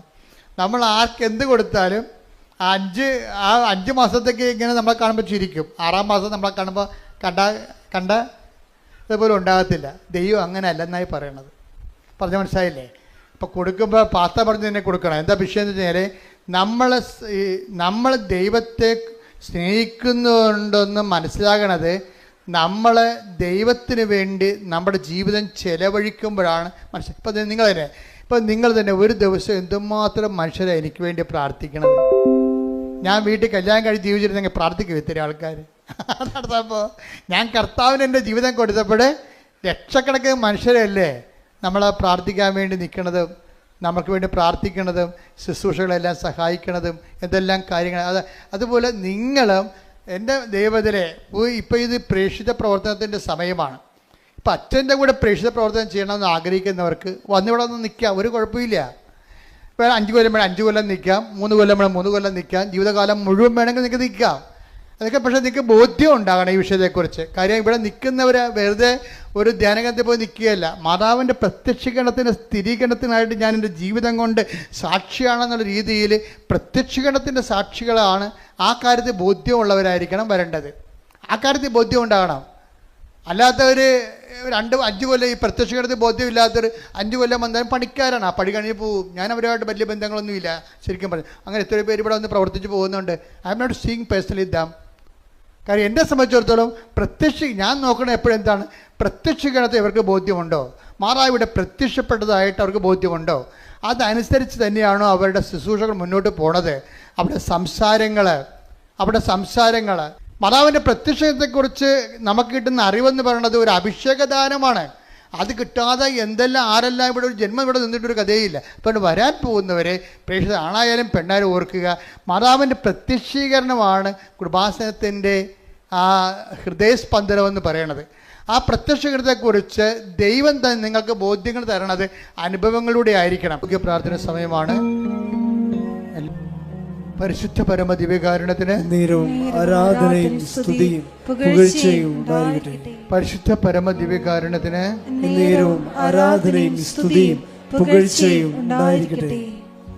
എൻ്റെ പ്രിയപ്പെട്ടവരെ, വളരെ സന്തോഷത്തോടുകൂടിയാണ് ഈ ധ്യാനത്തിൻ്റെ സമാപനത്തിൽ എൻ്റെ മനസ്സിൽ ഒത്തിരിയേറെ ഇന്ന് ഈ ധ്യാനം കൂടുന്നവരും ഇനി ഓൺലൈനിൽ കൂടാൻ പോകുന്നവരും അവിടെ രോഗഭാരങ്ങളെയും ജീവിത ദുരിതങ്ങളെയും പരിശുദ്ധമ്മയുടെ പ്രത്യക്ഷങ്ങളുടെ സ്ഥിരീകരണത്തിനായി ദൈവം ഏറ്റെടുക്കുമെന്ന് പരിശുദ്ധാത്മ പറയുന്നുണ്ട്. സ്തുതിക്കട്ടെ. ഹല്ലേലൂയ. മാതാവ് ജീവനോടെ പ്രത്യക്ഷപ്പെട്ട അൾത്താരയിൽ അമ്മയുടെ സാന്ദ്രതമായ സാന്നിധ്യമുണ്ട്. ദിവ്യകാരുണ്യത്തിൻ്റെ സമയത്താണ് അമ്മ അന്ന് പ്രത്യക്ഷപ്പെട്ടത്. അതേ ഒരു ഫീലാണ്, അതേ ഒരു ആംബിയൻസിലാണ് നമ്മൾ നിൽക്കുന്നത്. അതേ അമ്മ, അതേ കർത്താവ് ഇന്ന് നമ്മുടെ ജീവിതത്തിലെ ഈ ആരാധനയിൽ പങ്കെടുക്കുന്ന ഓരോ മകനെയും മകളെയും കർത്താവിൻ്റെ തിരുമുറുവാർന്ന വലത് കർത്താൻ ആശീർവദിക്കുന്ന സമയമാണ്. കർത്താവിന്റെ വിശുദ്ധ രക്തം, കർത്താവിന്റെ വിശുദ്ധ രക്തം ഉച്ച മുതൽ, കർത്താവിന്റെ വിശുദ്ധ രക്തം ഉച്ച മുതൽ ഉള്ളംകാല വരെ കർത്താവിന് ഇത് അരിച്ചിറങ്ങട്ടെ. കർത്താവിന് ശക്തി. കർത്താവ് തൈറോയ്ഡ് രോഗികള്, പിസിഒഡി രോഗികള്, പിസ്റ്റുല രോഗികള്, കരള് രോഗികള്, ഹൃദയ രോഗികള്, ശ്വാസകോശ രോഗികള്, ഹൃദയ രോഗികള്, കിഡ്നി രോഗികള്, കുടല് രോഗികള്, ക്യാൻസർ രോഗികള്, യേശു ക്രിസ്തുവിന്റെ ഉന്നതമായ നാമത്തില് മാറിപ്പോകട്ടെ. ശ്രദ്ധിക്കട്ടെ. ഗർഭിണികളെ സമർപ്പിച്ച് പ്രാർത്ഥിക്കുന്ന കർത്താവേ, കുഞ്ഞുങ്ങളെ സമർപ്പിച്ച് പ്രാർത്ഥിക്കുന്ന കർത്താവേ, ഈശോ ഒരു തിരുവരുവാർന്ന് വലതുകരം കുഞ്ഞുമക്കൾ ഉണ്ടാകുന്ന നമ്മുടെ രോഗികളായിട്ട് കുഞ്ഞുമക്കളെ കണ്ണീരോടെ കരയുന്ന അമ്മമാരെ അവിടെ കുഞ്ഞുങ്ങളെ സ്പർശിക്കണമേ എന്ന് പ്രാർത്ഥിക്കുന്ന കർത്താവ്, നിന്റെ സ്വർഗീയമായത് കർത്താവ്, നിന്റെ ഉന്നതമായ നാമത്തെ മഹത്വപ്പെടുത്തുന്ന കർത്താവ്, മക്കളില്ലാത്തവരെ സ്പർശിക്കണ കർത്താവ്, ഭവനരഹിതരെ സ്പർശിക്കുന്ന കർത്താവ്, സാമ്പത്തികമായ ക്ലേശങ്ങളുള്ളവര്, ഭാരങ്ങളുള്ളവര്, പരീക്ഷ എഴുതി നിൽക്കുന്നവർ, റിസൾട്ട് പ്രതീക്ഷിക്കുന്നവർ, കർത്താവെ ജോലിക്ക് വേണ്ടി പരിശ്രമിക്കുന്നവർ, ജോലി നഷ്ടപ്പെടാൻ പോകുന്നവർ, ലിസ്റ്റ് ക്യാൻസലാകാൻ പോകുന്നവർ, യേശു ക്രിസ്തുവിന്റെ ഉന്നതമായ നാമത്തില് മാർഗ തടസ്സങ്ങള്, ജീവിത ദുരിതങ്ങള് യേശുവിന്റെ നാമത്തിൽ മാറിപ്പോകട്ടെ. ശ്രദ്ധിക്കട്ടെ. കണ്ണിന് കരുക്കളുള്ളവരെ, കണ്ണിന് ദശ വളരുന്നവരെ, കർത്താവ് കണ്ണിന് കാഴ്ച മുട്ടിയവരെ അങ്ങനെ തിരിച്ച് സമർപ്പിച്ച് പ്രാർത്ഥിക്കുന്ന, മറാത്ത തലവേദന ഉള്ളവരെ സമർപ്പിച്ച് പ്രാർത്ഥിക്കുന്ന കർത്താവ്, കണ്ണിൽ നിന്നും കാതിൽ നിന്ന് ഫ്ലൂയിഡ് വരുന്നവരെ, പഴുപ്പ് വരുന്നവരെ സമർപ്പിച്ച് പ്രാർത്ഥിക്കുന്ന കർത്താവ്, തൊണ്ടയിൽ മുഴയുള്ളവരെയും തൈറോയ്ഡ് രോഗികളെയും ടോൺസൈറ്റ് രോഗികളെയും സ്പിറ്റുല രോഗികളെയും സ്പോണ്ടിലൈറ്റിസ് രോഗികളെയും സമർപ്പിച്ച് പ്രാർത്ഥിക്കുന്ന കർത്താവേ, നിന്റെ വിശുദ്ധ പൗരോഹിത്യത്തെ മഹത്വപ്പെടുത്തണമേ കർത്താവെ. സഭയിലുള്ള സാന്നിധ്യം പ്രകടമാക്കണമേ. എൻ്റെ കർത്താവിൻ്റെ ഉന്നതമായ നാമത്തിൽ ഏത് രോഗത്തിന് വേണ്ടിയാണോ, ഏത് ജീവിത ആവശ്യത്തിന് വേണ്ടിയാണോ, ഏത് ഡേറ്റ് ഇട്ട് പ്രാർത്ഥിക്കുന്ന വിഷയമാണോ, ഏത് രേഖ ആവശ്യപ്പെട്ടുള്ള വിഷയമാണോ, ഏത് ജോലി ആവശ്യപ്പെട്ട വിഷയമാണോ, ഏത് ഡേറ്റ് നിശ്ചയിച്ചുകൊണ്ട് അതിന് ശുഭകരമായ മറുപടി പ്രതീക്ഷിക്കുന്ന കാര്യങ്ങളാണോ, യേശുവിന്റെ നാമത്തിൽ മാതാവിന്റെ മധ്യസ്ഥത്തില് ദൈവിക ഇടപെടലുണ്ടാകട്ടെ. സന്തോഷത്തോടെ കൈകൾ നെഞ്ചത്ത് വെച്ചുകൊണ്ട് പ്രാർത്ഥിക്കുക. അച്ഛൻ പ്രാർത്ഥിക്കുമ്പോൾ ശ്രദ്ധിക്കണം. കർത്താവിന്റെ അടിപ്പണ്ട പോലെ വൈതാഘാതം ദൈവികമായ ശക്തി നിനക്ക് വരുന്ന കാര്യമാണ്. നിന്റെ മനസ്സ് വേദനിക്കുന്ന, നെഞ്ച് പൊളയുന്ന, പിടക്കുന്ന എന്താ വിഷയത്തിനും ഈ ആഴ്ചയിൽ കർത്താവ് 7 ദിവസത്തിനുള്ളിൽ കർത്താവിന്റെ തീരുമാനം ഉണ്ടാകും. ശ്രദ്ധിക്കട്ടെ. ഹല്ലേലൂയ, ഹല്ലേലൂയ, എന്റെ കർത്താവിന് 39 വർഷം ഞാൻ കൃപാസമർത്താരെ ജീവനോടെ പ്രത്യക്ഷപ്പെട്ട 39 വർഷം ഞാൻ അർപ്പിച്ച കൃപാന്റെ യോഗ്യതയാൽ കൃപാസമർത്താരെ ജീവനോടെ പ്രത്യക്ഷപ്പെട്ട പരിശുദ്ധ അമ്മയുടെ മധ്യസ്ഥതയില് ഇവിടെ പ്രാർത്ഥിക്കുന്ന മക്കൾക്ക്, ഓൺലൈനിൽ പ്രാർത്ഥിക്കുന്ന മക്കൾക്ക്, ഉടമ്പടി എടുത്ത് പ്രാർത്ഥിക്കുന്ന മക്കൾക്ക് അവരുടെ ജീവിത ദുരിതങ്ങള് ഇപ്പോഴേ പരിശുദ്ധ അമ്മ ഉണ്ണീശോയുമായിട്ട് ജലത്തിന്റെ ഉള്ളിൽ നിന്ന് ഇറങ്ങി വരുന്നതായിട്ട് കണ്ടുകൊണ്ടിരിക്കുന്നു. ഇപ്പൊ പരിശുദ്ധ അമ്മ ഉണ്ണീശോയുമായിട്ട് കൊണ്ട് ജലത്തിന്റെ ഇടയിൽ നിൽക്കുന്നതായിട്ട് കാണുന്നു. കർത്താവിന്റെ കരുണയാൽ, ദൈവത്തിന്റെ കൃപയാൽ കർത്താവേ, അവർക്ക് വീട്ടില്ല, അവർക്ക് വെള്ളമില്ല, കുടിക്കാൻ വെള്ളമില്ല, ജോലിയില്ല, എല്ലാ കുടുംബങ്ങളിലേക്ക് കർത്താവിന്റെ കരുണ മാർഗങ്ങള് ദുരിതങ്ങള് പ്രാർത്ഥിക്കുന്ന വിഷയത്തില് 39 വർഷം അർപ്പിച്ചിട്ടുമാണ്. ഇവരുടെ പ്രത്യക്ഷപ്പെട്ട് പരിശുദ്ധ അമ്മയുടെ മധ്യസ്ഥതയില് ഇവാൾത്താരെ നടത്ത 10,000 ആരാധനയാൽ മാർഗരോഗങ്ങള്, ദുരിതങ്ങള്, ഈ തടസ്സങ്ങള് യേശുവിന്റെ നാമത്തിൽ മാറിപ്പോകട്ടെ. ഉള്ളവരും പ്രാർത്ഥിക്കേണ്ട സമയമാണ്.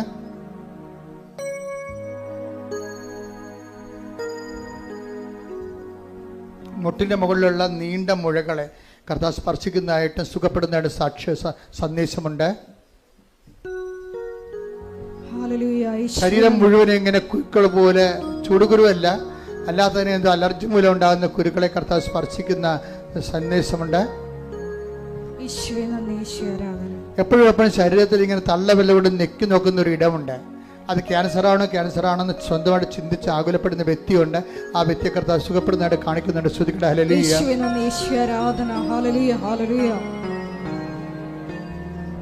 വ്യക്തിപരമായ ആവശ്യങ്ങൾ മൗനമായി പ്രാർത്ഥിക്കുക. ശ്വാസകോശങ്ങൾ സംബന്ധിച്ച് പ്രാർത്ഥിക്കുക. ശ്വാസകോശങ്ങളുടെ കർത്താവിന്റെ പരിശുദ്ധമായ രക്തം കയറി ഇറങ്ങാൻ വേണ്ടി പ്രാർത്ഥിക്കുക. ശ്വാസകോശ കർത്താവ് സുഖപ്പെടുത്തുന്ന സമയമാണ്. ഇത് സാക്ഷ്യം പറയാൻ നിങ്ങൾക്ക് സാധിക്കാം. ഒരു തോളില് ഇടത് തോല് വലത് തോല് ഇടിഞ്ഞും ഇടത് തോലും മുന്തിയും നിൽക്കുന്ന ഒരവസ്ഥയാണ്. എന്തോ അപകടത്തിലോ അല്ലെങ്കിൽ ജന്മനോ സംഭവിച്ചതാണ്. അത് ബാലൻസ് ചെയ്യുന്ന രീതിയിൽ സന്ദേശമുണ്ട്. കർത്താവിന് നന്ദി പറയാം.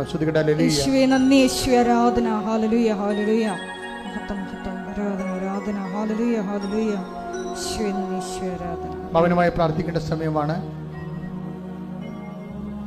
ദൈവമാതാവിന്റെ മധ്യസ്ഥതയില് ദിവ്യകാരുണ്യ സന്നിധിയിൽ സമർപ്പിച്ചുകൊണ്ട് നമുക്ക് ഒരു നിമിഷം മൗനമായിട്ട് പ്രാർത്ഥിക്കാം. ദൈവസ്നേഹത്തോടെ ദൈവിക പ്രത്യാശയിൽ മുന്നേറിക്കൊണ്ട് ഉടമ്പടി നിബന്ധനകൾ പാലിച്ചുകൊണ്ട് പരിശുദ്ധ അമ്മയുടെ പ്രത്യക്ഷീകരണത്തിൻ്റെ സ്ഥിരം സാക്ഷ്യമാക്കി ഞങ്ങളെ ഓരോരുത്തരെയും, ഞങ്ങളുടെ കുടുംബങ്ങളെയും സ്ഥാപനങ്ങളെയും ഈശോ ഉയർത്തണമേ എന്ന് പ്രാർത്ഥിച്ചുകൊണ്ട് നമുക്ക് ശിരസ്സ് നമിച്ച് ദിവ്യകാരുണ്യനാഥന്റെ ആശീർവാദം സ്വീകരിക്കാം. പരിശുദ്ധ പരമ ദിവ്യകാരുണ്യമേ,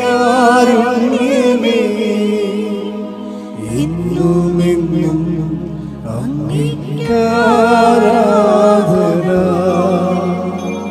പരിശുദ്ധ പരമ ദിവ്യകാരുണ്യമേ, എന്നുമെന്നും അങ്ങേക്കാരാധന. പരിശുദ്ധ പരമ